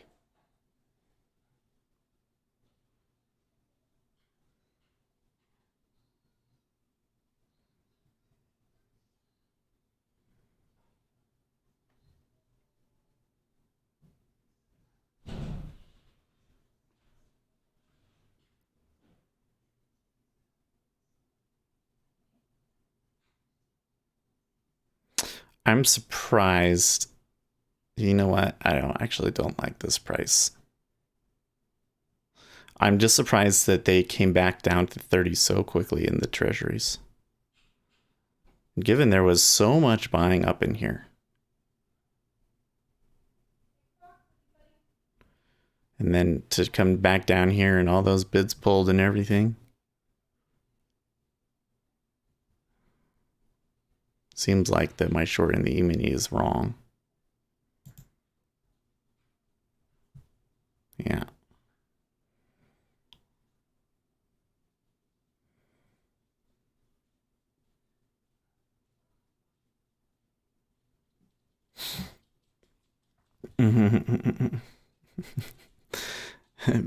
Baby bird stew, fries, birthday cake, waffles.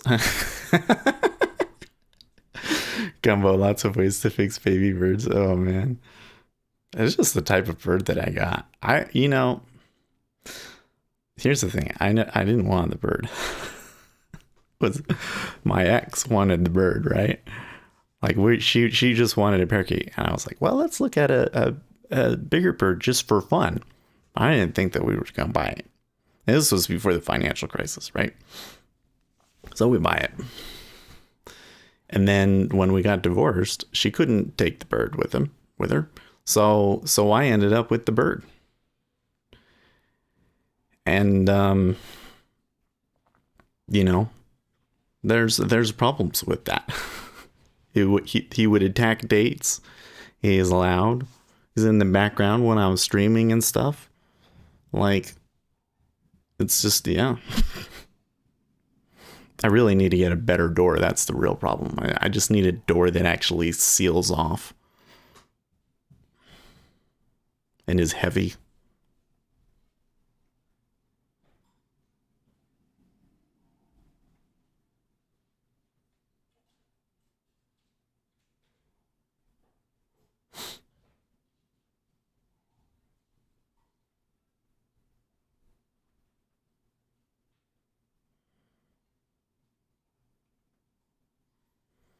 Hmm.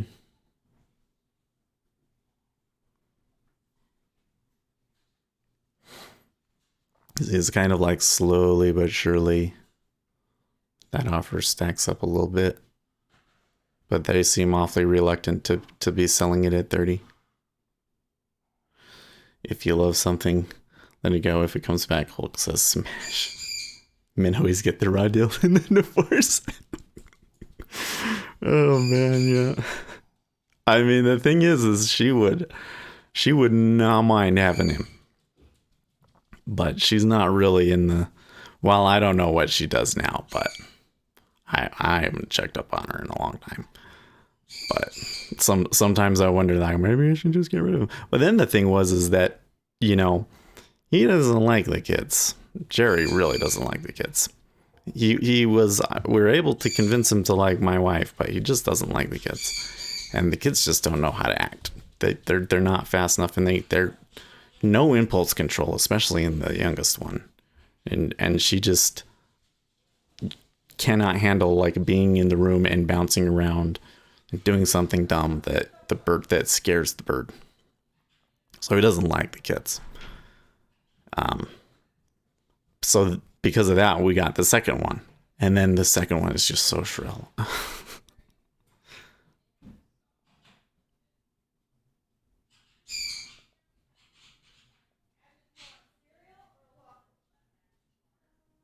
Nope.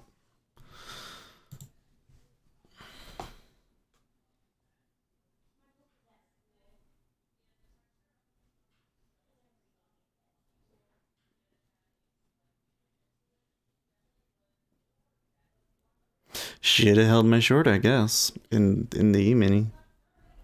Could have been more patient than that.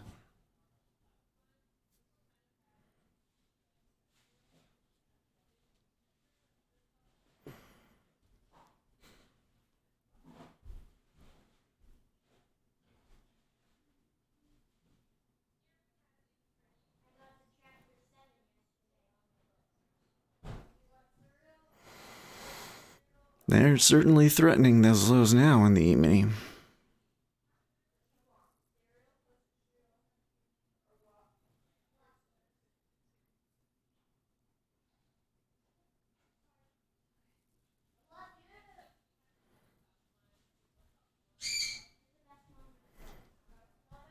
Well, if they did, it would be like...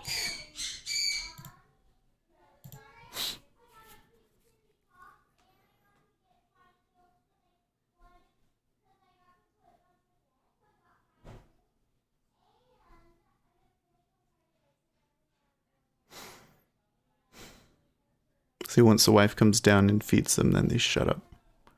But then you get the kids.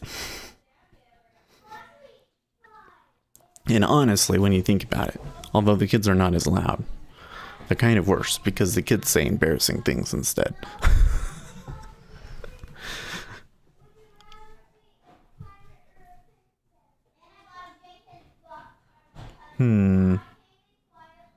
Nope, they took it. They took an offer there at 30 again.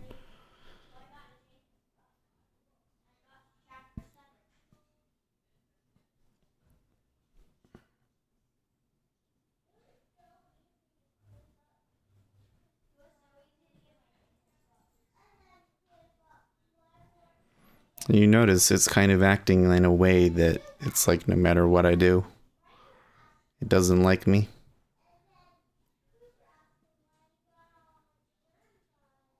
Didn't like that it was still sitting there at 30. You know, took it as she goes, so it should just go, and it didn't, so I took it off. Ticks up, then do it. Ticks back down, then do it. E-mini, threatening the lows.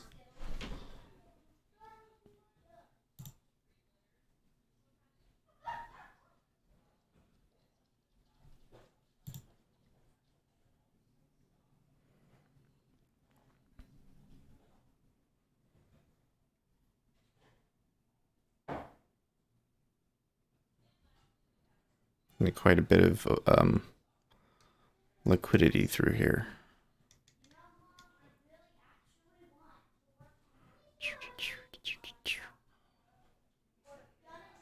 Unsealed affidavit tries to put WikiLeaks in cahoots with the Taliban and Bin Laden. What?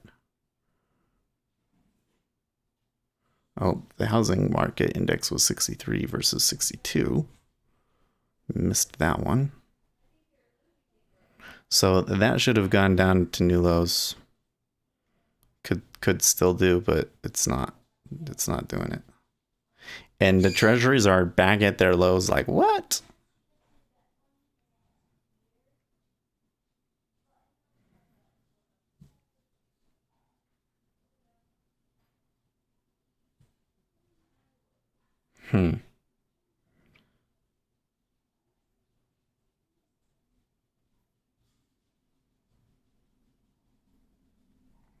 Somebody seems to like buying this 29.15.75.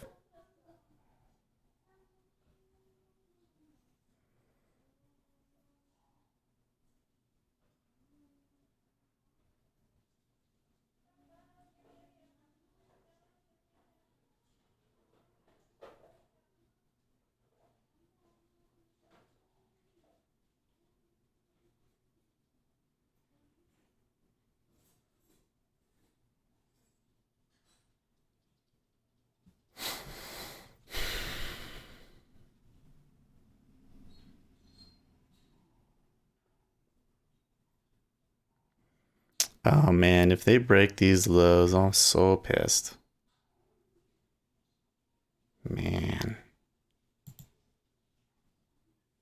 Because I've been waiting all day trying to take it short.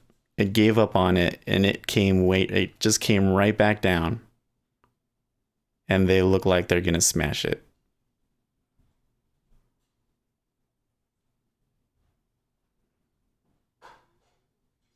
Shoot.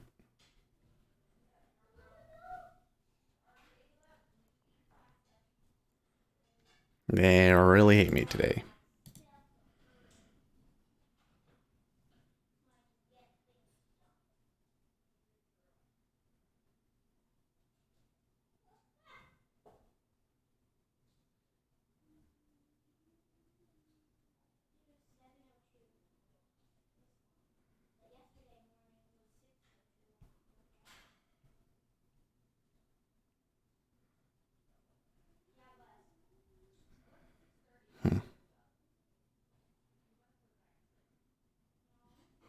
There is a big offer in the 5-year too, by the way. Uzi went long 17, huh? Oh, I like that down tick. See, it seems like they like that the E-mini likes something now all of a sudden.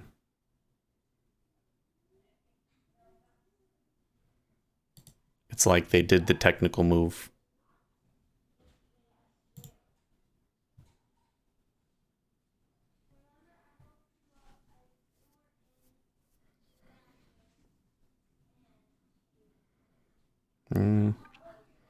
He says probably gonna get squeezed out. I don't know.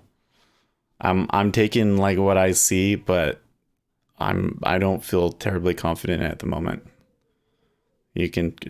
I'm sure you can feel how wishy-washy I'm feeling right now.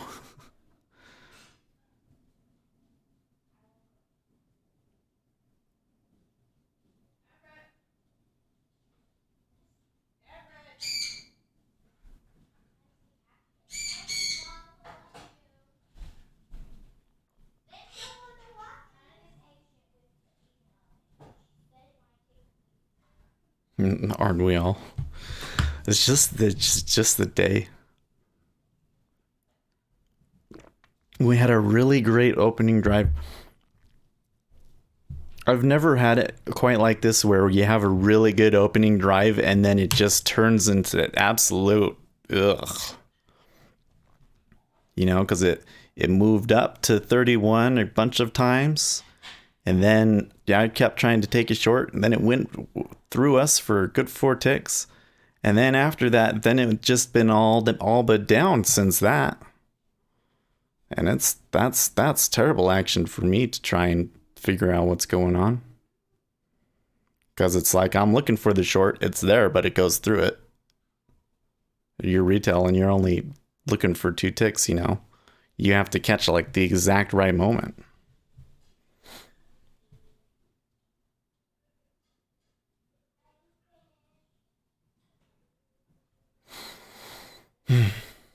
Oh, Donald Trump. So weird to watch crazy Bernie on Fox News. Not surprisingly, Brett Baer and the audience was so smiley and nice. Very strange. Now we have Donna Brazil. It kind of does seem to me like Fox is trying to attract a more liberal audience all of a sudden, doesn't it?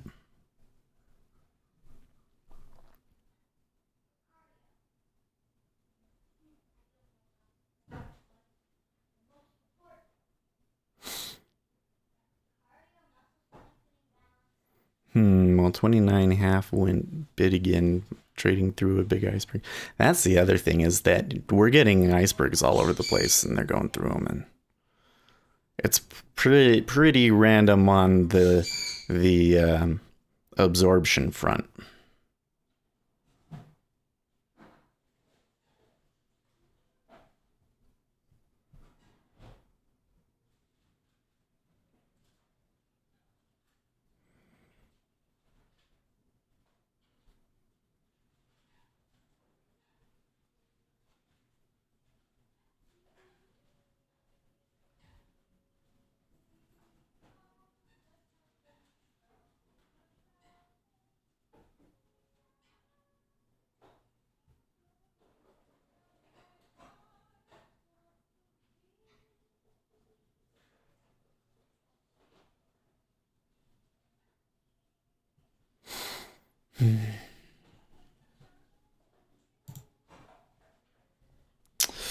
Oh, we did actually get a comment on D Live. I kind of stopped paying attention to that window.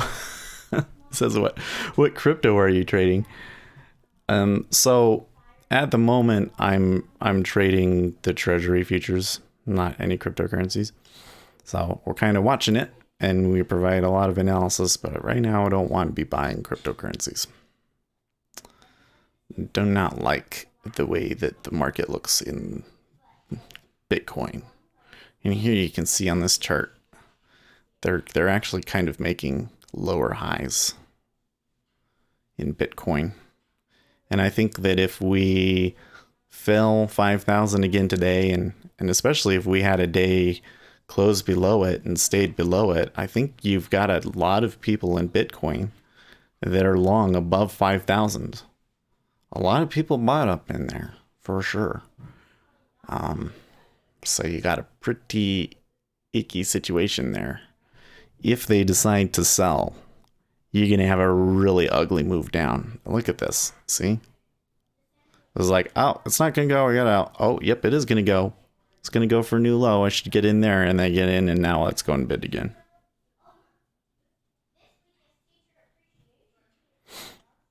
And as soon as I take it off at 30, it's probably going to go short and go for the new lows.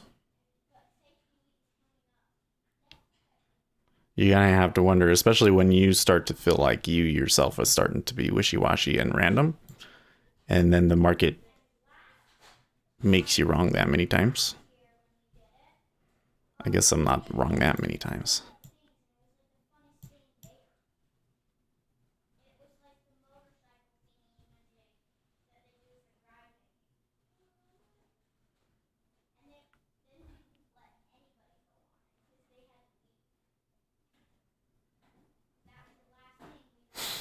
I gotta stop at 11 and target at 23, and I'm just gonna let it go. I'm trading USD USDT on Kraken. So can you actually make money doing that? How this? That's interesting. Because it never deviates more than like a cent, right?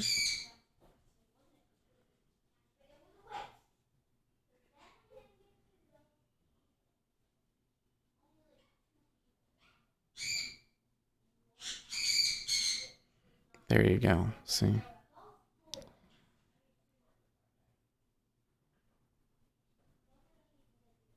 So how is it?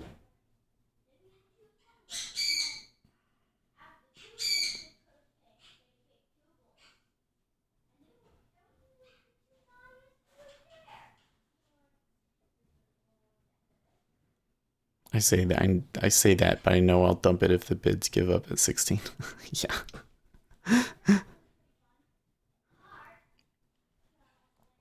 I don't know. It kind of feels to me like the E-mini wants to buy today, but they're just not. Something that's stopping them. So the price keeps hanging out up there, and then the delta is still down.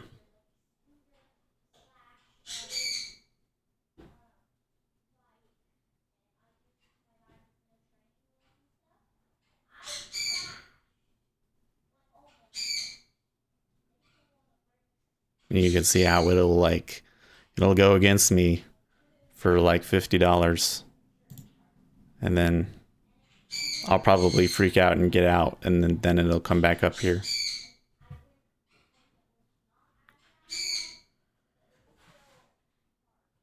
Well, there you go. Yeah, I actually made a new low in cumulative delta there, but not a new low in price.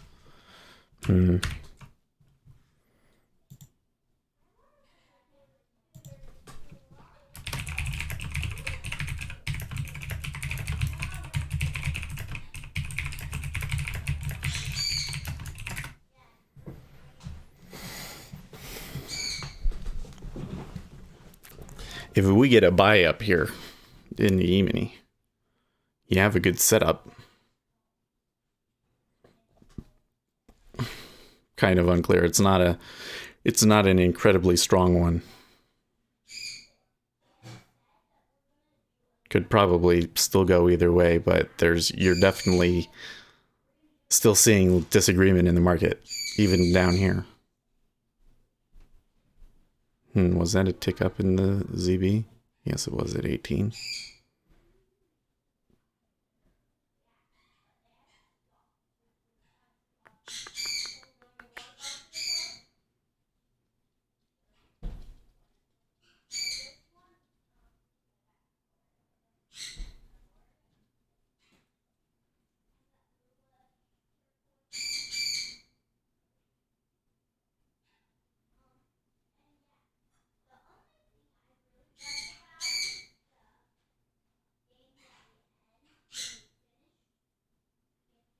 See, this is just I said I was going to buy it at 30, and then it didn't go when I gave up on it. It went down. Oh, look at that.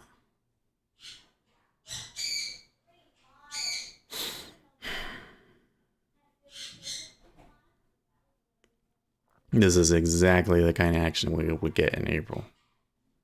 So I'm not quite sure why I'm doing it because we had such a strong opening range, huh? I got the good trade on the open, and now ever since then it's been doing the opposite of what I want it to do. Leverage and pips, my friend. Yeah, but okay, how much of your profit per tick, well, per trade, how much of your profit per trade does the commission take up, though? What's your tick commission ratio or whatever?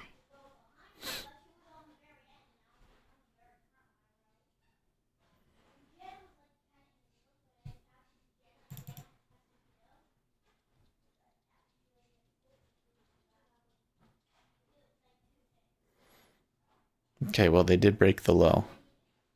So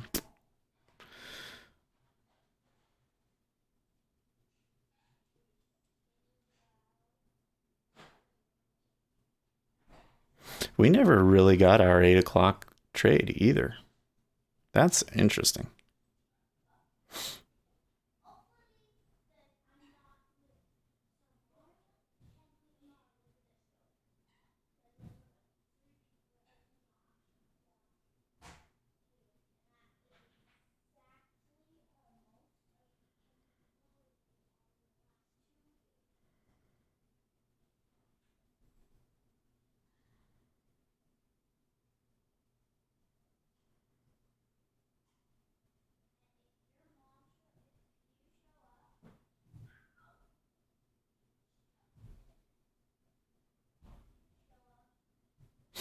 What does this look like without the E-mini in it?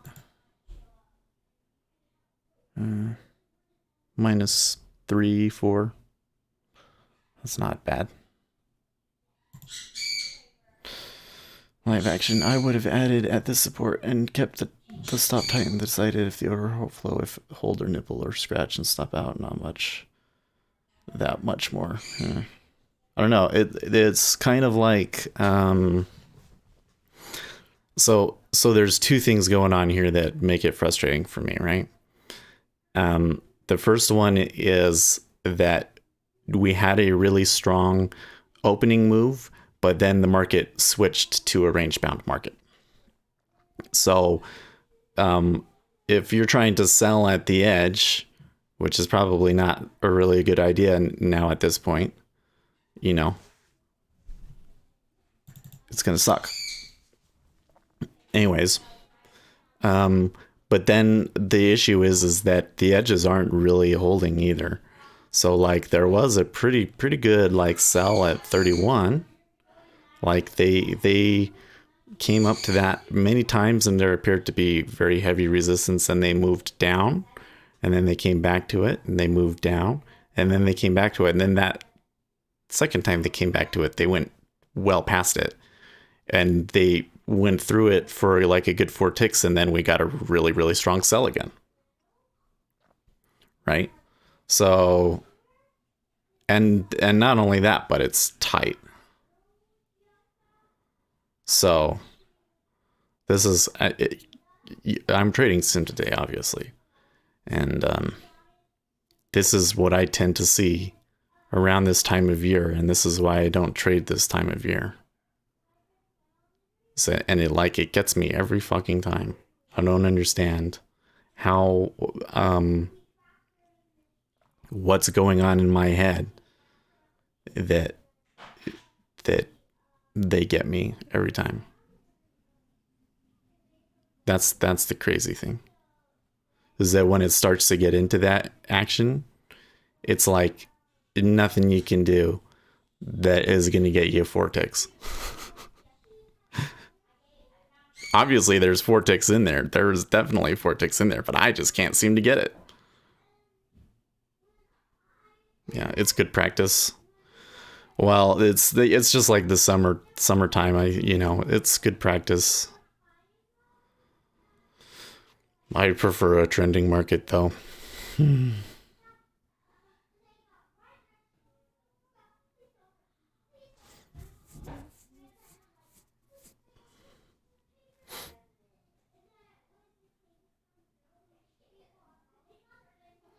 But see, knowing the way that this goes, if I do happen to get filled here at 30, it's going to now that I've actually got it, and I've actually got it relatively close to the bottom of the range, and I'm buying it, it's not going to want to buy anymore. They're going to go and push me out at 29 first. Probably.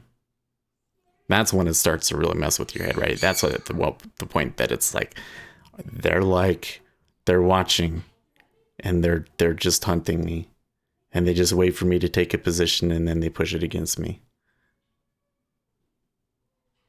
That's what it feels like.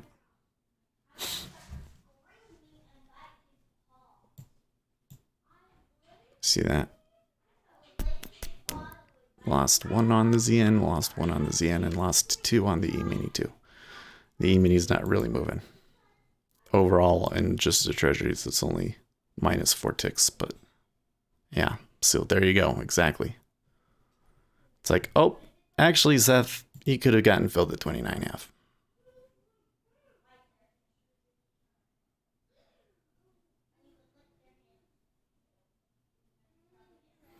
The day drags on and I see less potential. I don't know. I think that the E-mini is going to have to, eventually the E-mini is going to have to do something, because they're just, the divergence is too much.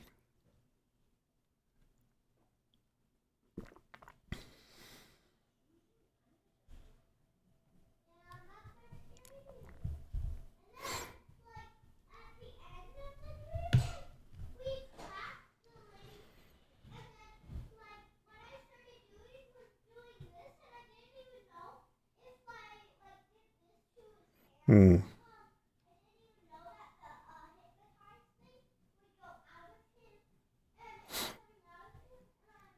The other thing that I think is really funny about this situation is that it was very, very sensitive to the E-mini movements. But then when the E-mini actually fell down, the treasuries had already moved down and were like, they don't care.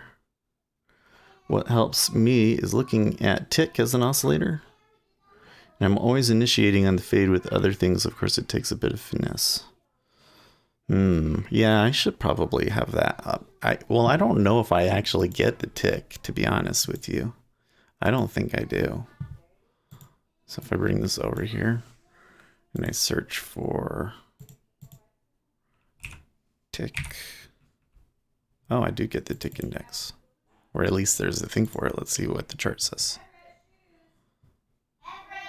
If it loads. No, it doesn't. See, NinjaTrader has it, but I'm not paying for the data for tick. Maybe I should, but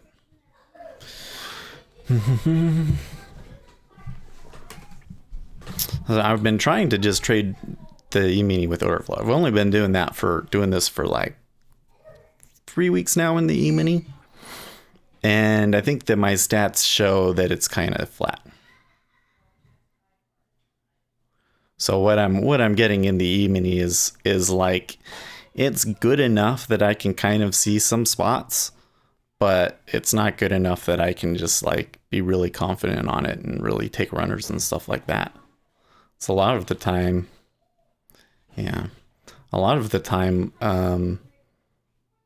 it's so painful. And when I finally do get like my 8 ticks, I'm just like, okay, that's all I need. Instead of going for the 16. And it's been really range bound lately, so 16 is kind of asking for a lot. So you can see here, the E-mini is going to go down for another new low, but it's not making the treasuries go bid back up to the open price. So the correlation basically disappeared.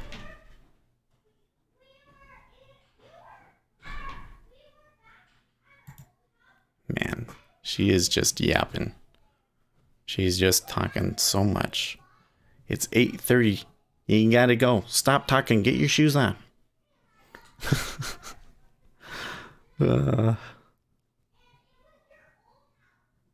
Can you even hear what she's talking about? I don't even know what she's talking about.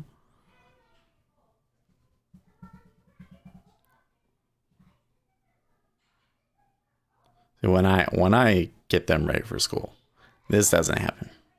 It's like I get out and I'm like, it's time to go. They put their shoes on and we go. And they're ready. But apparently, when it's mom, it's story time.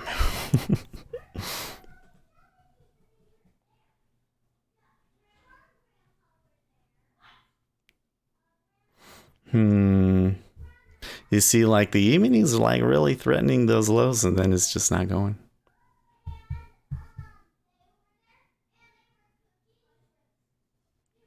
There is still, like, the thing that's also funny is that there is still some potential to break the low of the day. And I mean, there's still a lot of orders below us as if they're targets. But there's also this one way back up at 123 even. That one might have been like okay, that's far enough. That might have been the signal for us to have gone short.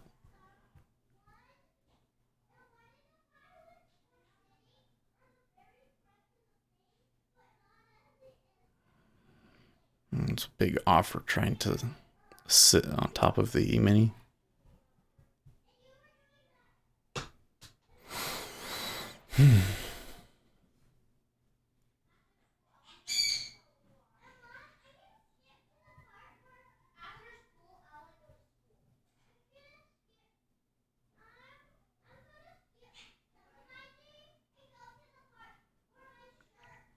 There's some new lows. Oh, a slight uptick.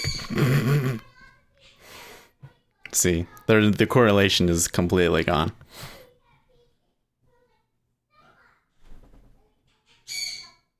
Well, not completely gone, but significantly with. He says, Ace is like, I told you there was more. Yeah, but could I have? Well, if I had where I took it off at on the first one, I really could have held it. Yeah. The second one that I did though was a bad idea. But the other ones after that were bad ideas. I think that I was getting a little like FOMO kind of a thing going on there, you know?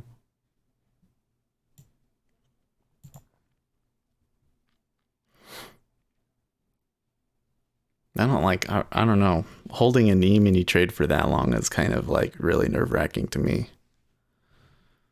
And the E-mini, like I expect it to go. I don't know. This never filled at 29.5.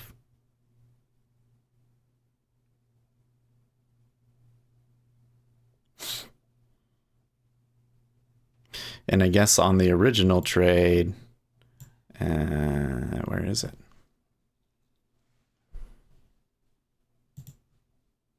Mm, 18.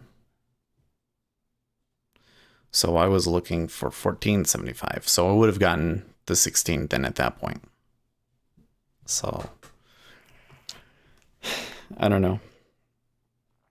I don't feel like I know that I did okay on it and I could have held it and everything, but I don't feel like I made a good trade because I took longs and shorts up there, and it just happened to be that I ended up being short when it finally went. And like in my head, that's kind of just more luck more than anything, you know? Well, they are pushing up there at 30.5 now. There's a bid there. 837.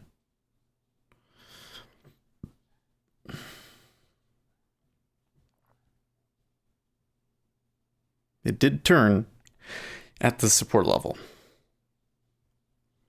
But is there actually some real upside to this thing?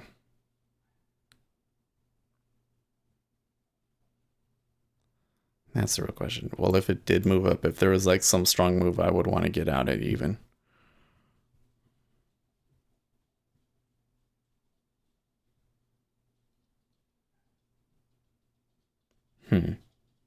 Okay. This is some volume both ways here in the 5-year. Buying, but volume both ways in the 5-year. The delta through this whole area has been somewhat long in treasuries.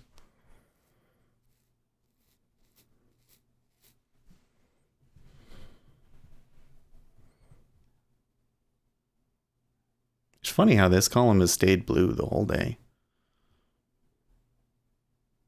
Even though we've moved up and down and all over the place. And there's not really a super clear daily trend.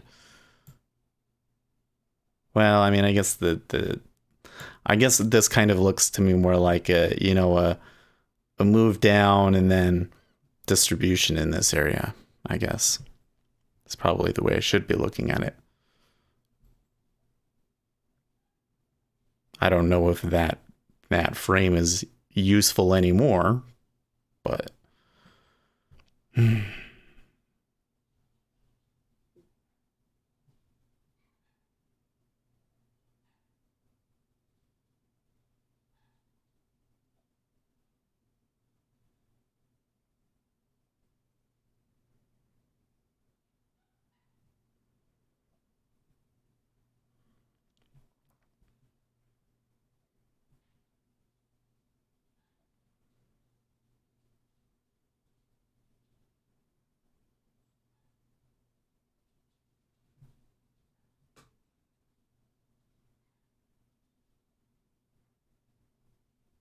okay.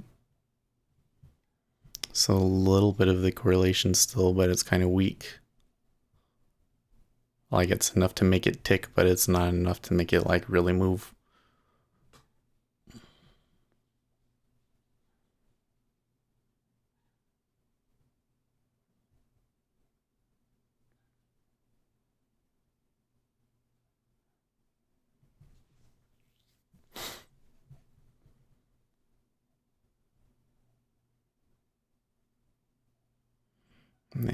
30 half looks weak, and then now it's firming back up to 2500 again. My head is really shiny. Do you polish? No, but that's just kind of what happens when you go bald. It's kind of like the oils that come off of your head just kind of destroy the skin and make it go shiny. It doesn't help that my lighting is like messed up right now. Some of my lights burnt out. Oh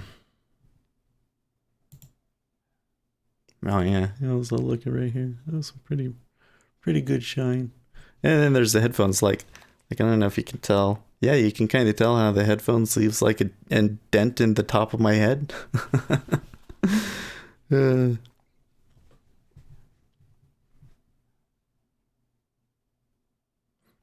There was a thing on YouTube yesterday. I think it was yesterday on one of my YouTube videos. Somebody was like, "Why are you wearing the headphones all the time? Like you're some aviator or something like that?" So you got to hear yourself. Come on. I tell you what, when you hear yourself, or like when you watch a video of yourself, almost everybody hates it right away. But when you listen to yourself talk, like it kind of almost changes the way you talk. You kind of start to, the way that you talk starts to match more what it is in your head. So it's actually very, very useful to listen to have the feedback into your ears. Well, see, they've kind of eaten away at 30 half and it's just not gone. That's like and that to me is usually an indication that it's not a great time to trade. Could keep going. See, now that 30 is pulling really easily. Okay, but a lot traded into it. Interesting.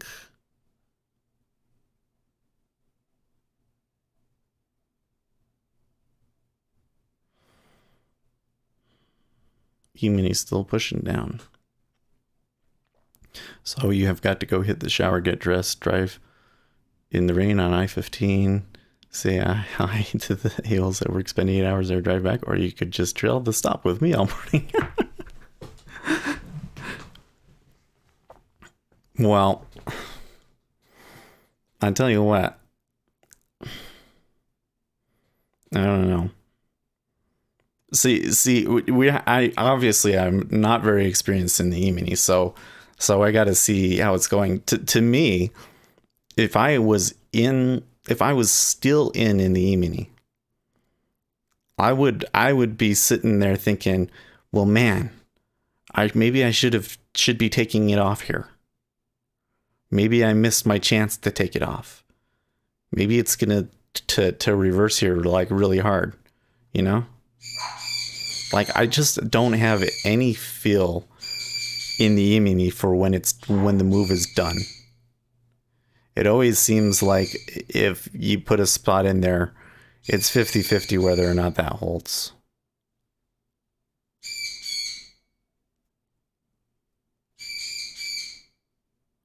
Doesn't help that the treasuries are being super iffy.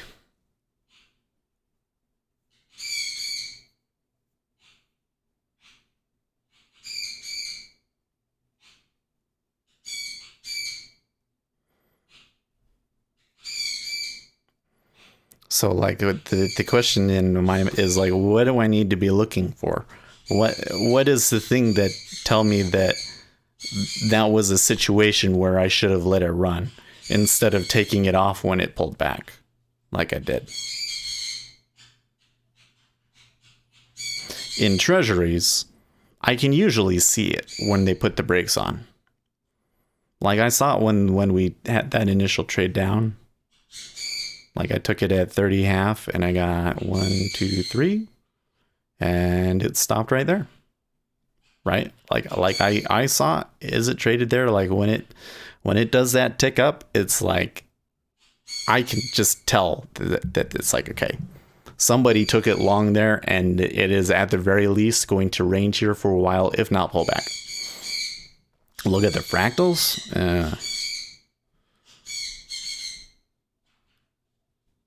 I don't know if that's a,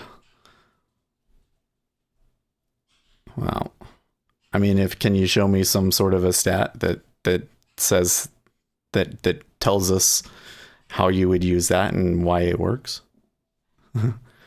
It's more about feeling like you are fat, like it took time to jump off of the hog.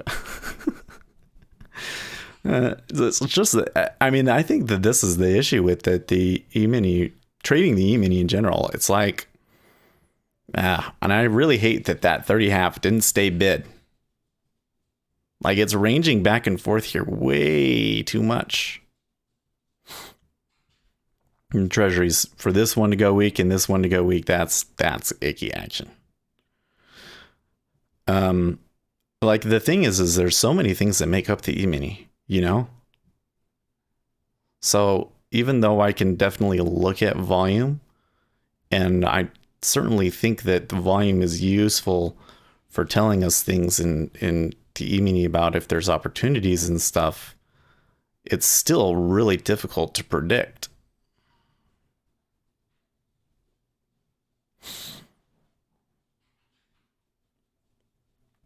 And I guess it's not that hard to predict if you're swinging it, but like knowing where the exact spot is really hard for me just from the volume. So certainly we could add something else on one of my E-mini charts that would give us a better idea of where it is, but you know, I would need to see something. Like, I would need to do some sort of statistical study about it. So when we say fractals, I don't know anything about that. So I'd have to look it down. Where the volume was prior isn't perfect. No, it's not.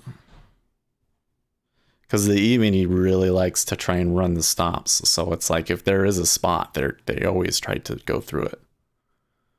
And it's kind of random as to whether or not they do. Whenever you think that it's going to do it, they come a little bit short.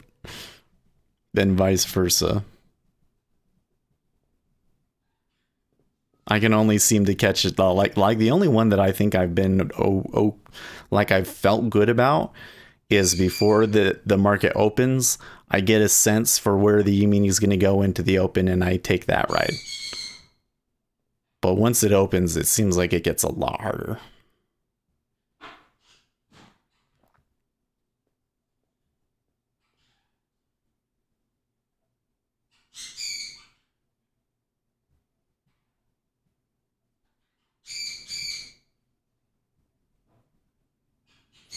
So there is a big order down at 29.10. So it's the same thing. It's like, I see it, but I don't know if it actually means anything or if they're going to go down there.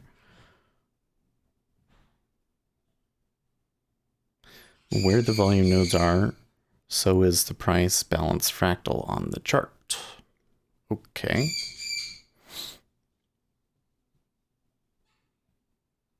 Or you could use tea leaves.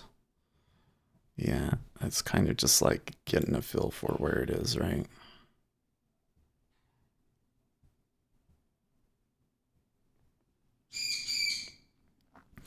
It feels to me though like that the treasury market is not all that enthusiastic about doing anything. It seems to me like the market maker is just listening to me and deciding to do whatever he can to piss me off. Because it'll go somewhere, but then it doesn't actually do anything. It's just enough to make me go, well, take it off, and then it goes back to where it was. Unless I held on to it. I gotta hold on to it, and then it's gonna go down to like 25.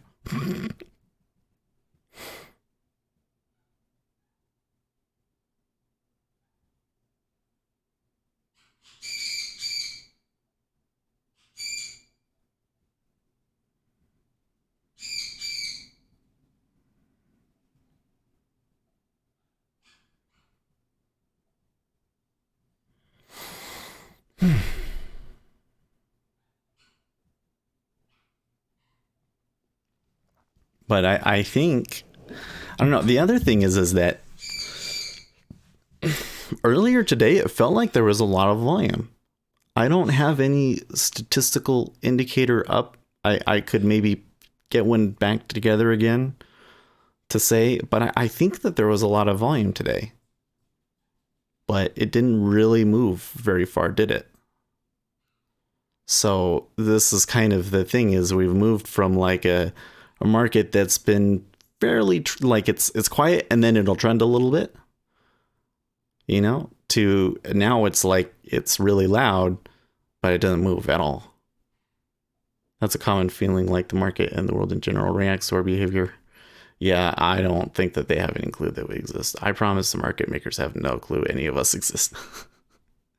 It does. It's just I think that it is fair to say, how do I put this? I don't think that there's somebody like literally watching and being like, okay, what position does Seth have? Let's go against it now. I mean, people can do that. I know there was an instance where another trade room was saying, oh, let's watch and trade against it. And they lost money. So, and, in this time period, why would you trade against me when I'm on a sim account today? That doesn't make any sense. So certainly it's not like that they're like consciously going after me, but because the market is so range bound, it is always going to go after the weakest hands. And because we're scalping for just like, 3 ticks, that's us. That's totally us.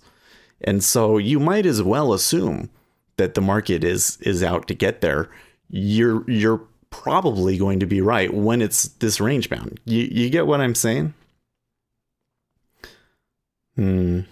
Profit target for the majority of contracts, leave if you want, and just trail stop 10 or so ticks behind. So that's another thing that gets me is like, if I had a short on right now and it came back 10 ticks and forced me to take the profits, I wouldn't feel very good about that. I would feel like, hey, I should have taken it off down at the bottom.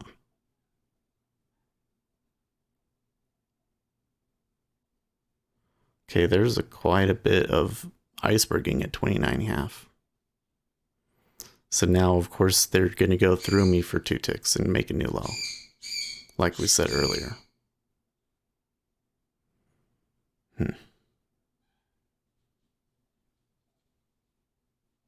The other thing is that if the E-mini recovers here and starts moving up, which it's kind of hinting that it wants to do, we could totally get new lows.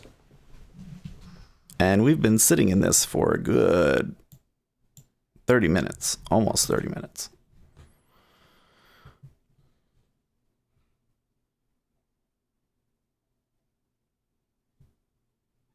I had a good pick with that spot at 29.5, but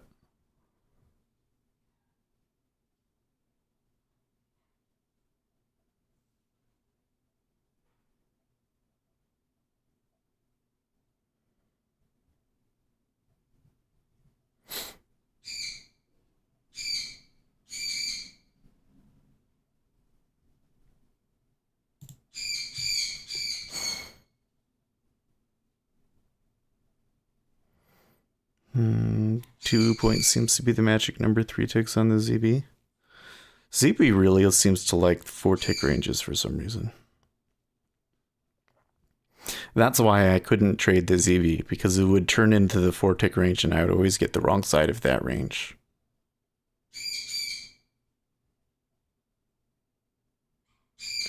In ZN, when I'm wrong about this, it tells me pretty quickly.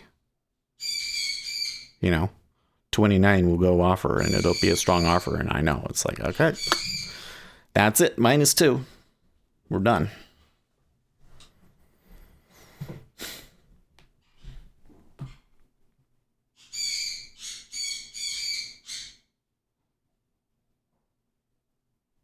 Well, it's almost the top of the hour time that I have to go.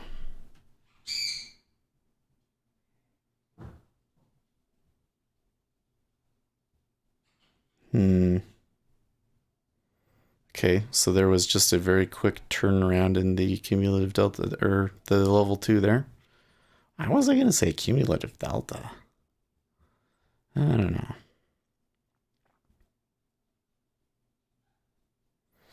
I tell you what, another thing, if I didn't have people to talk to about this, I think I'd probably go crazy. I really think that maybe I really would go like, oh my gosh, they know, somehow they know.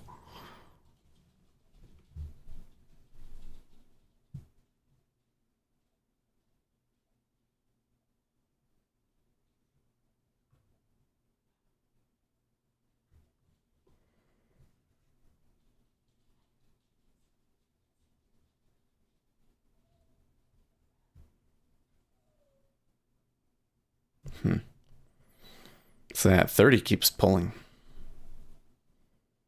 A little too easily, in fact. Yeah, sure enough.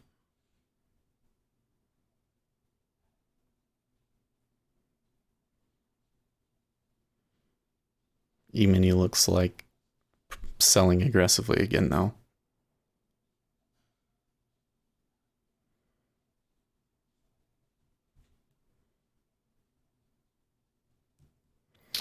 A trader's life can be a bit lonely and lonely. Yeah. Well, that's one of the main reasons why we've continued, why I've stuck with this.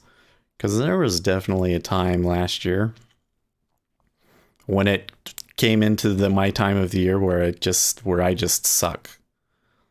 And I tell you what, like I know, even when I know it's going to be range bound and I'm like, I need to take it here or whatever. But then when I try it, it doesn't work. And when I try and take a teeny tiny little trade, it's like it doesn't work. It's like this one. It's like I'm trying to get 2 ticks here and it's not working. And I was losing pretty big every day. And I was like, I should just stop embarrassing myself. But like, we've built a good community. It's been light today. It's been light this week in general. Normally we're closer to like 16 to 20 viewers. Today, I think we barely got above 9, although my stats here might be off. And, you know, I put out a video. It was a slightly political video that might affect my rankings and algorithms. It might decide to try and, because you say something political, I think it kind of tries to throttle you a little bit. But I also, like, Alligator went on vacation, right? And it's been pretty quiet in Discord, in all of the channels in Discord. So unless everybody decided to like pack up and leave to somewhere else and didn't tell me, I think that there are some people that are out on spring break and so forth. It's probably the most likely explanation. Now the 29.5 goes off or goes weak really easy. See that? So it's not like a signal that I can't get my spot. If we weren't at a spot where I saw significant support, wouldn't trade that area.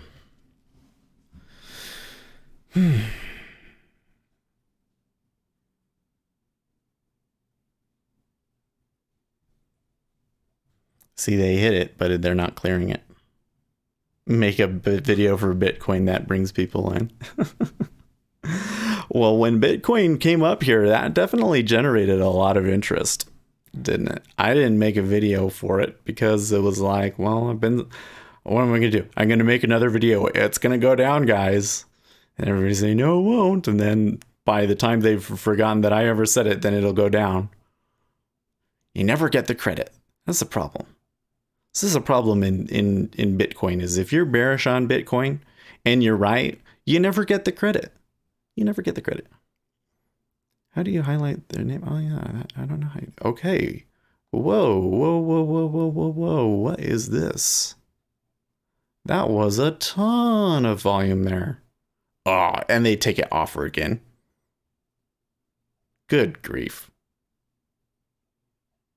See, these two guys, they have found a spot and they're just going to fight over it.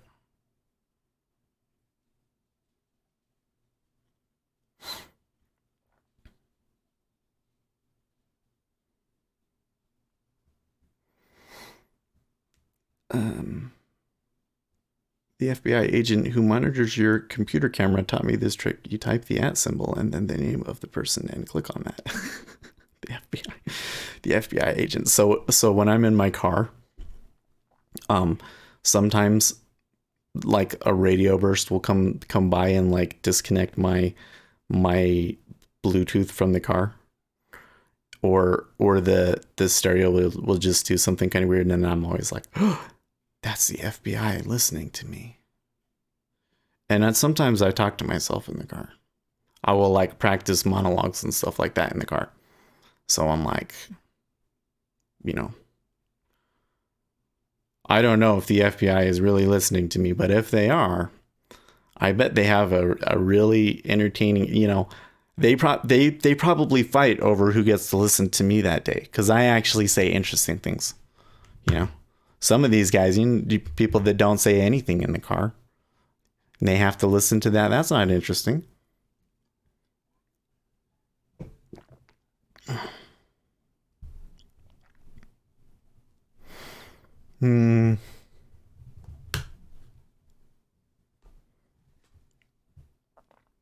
Well, I really want to just leave now, but I don't want to take it off, but it's time for me to go. I'm going to a car appointment, so it's a little bit different today. Not just quite going into work, but come on. Please, Mr. Market Maker, just go up and take that 30.5. You can take it up further than that if you need to, or whatever you got to do to make your money. But, if you could just let me out here at 30.5, I'd really appreciate it.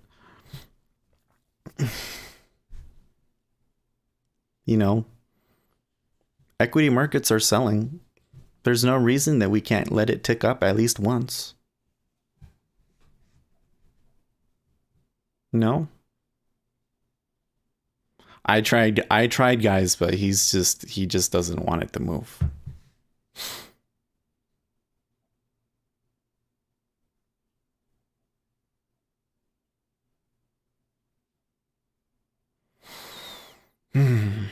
Don't type the whole 9, just enough to get the symbol to pop up. Oh, yes. Kind of just like in Discord.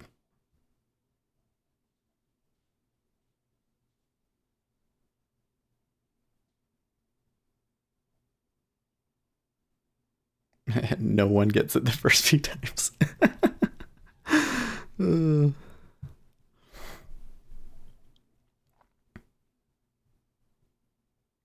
See, now they're offering 34 at 30. Come on.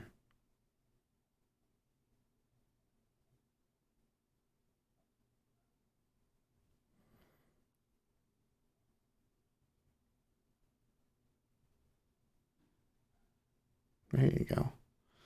Goldman raises Q1 GDP tracker to 1.7% from 1.6% after a quote-unquote firmer industrial production report than our previous assumptions.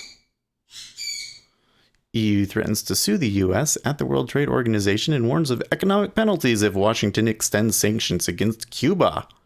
What? Yeah, and they took 29.5 offer. 29.5 has gone off for a couple of times, though.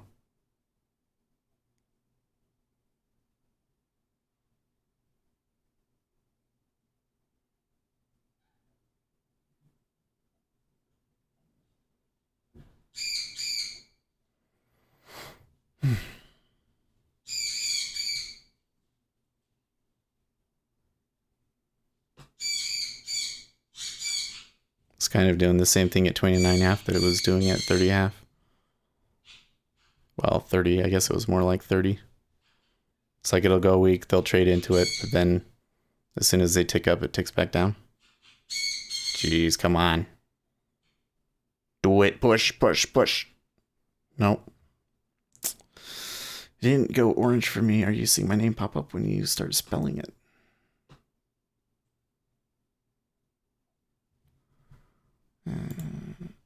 What do I see when I look over there? Yes. See, on my screen, For both of you, I just see the @ symbol in front of your name. I don't see anything.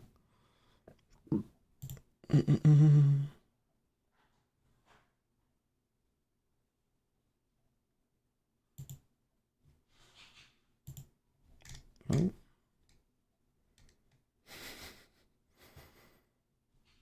It's a weird comment on one of my videos. Some of the comments that we get are weird. Some of them are weird, folks. How much is traded there at 30 now?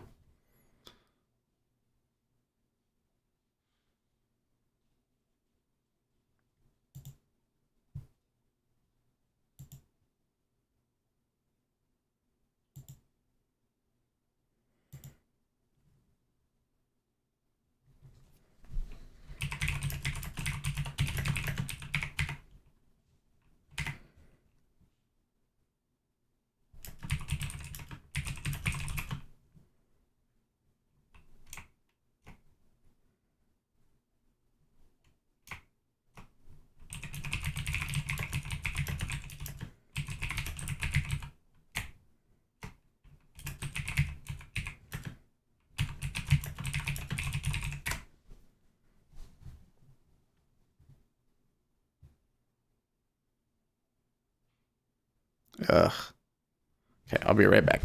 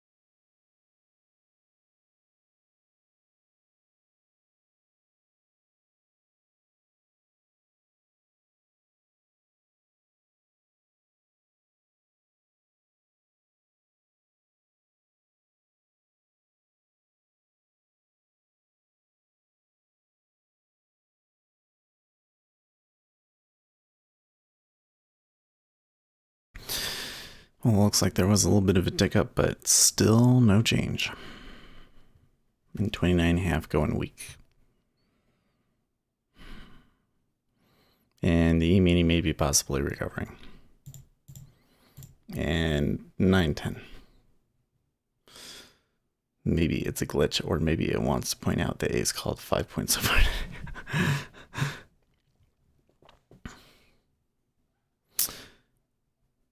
Well, the problem I have is that 12 was kind of like, you know, yesterday's close price. So that's just kind of a reversion to the mean. Well, now 29.5 goes offer. So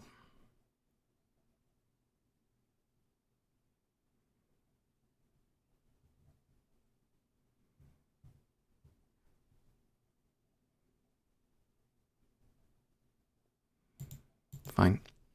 Gotta go. So there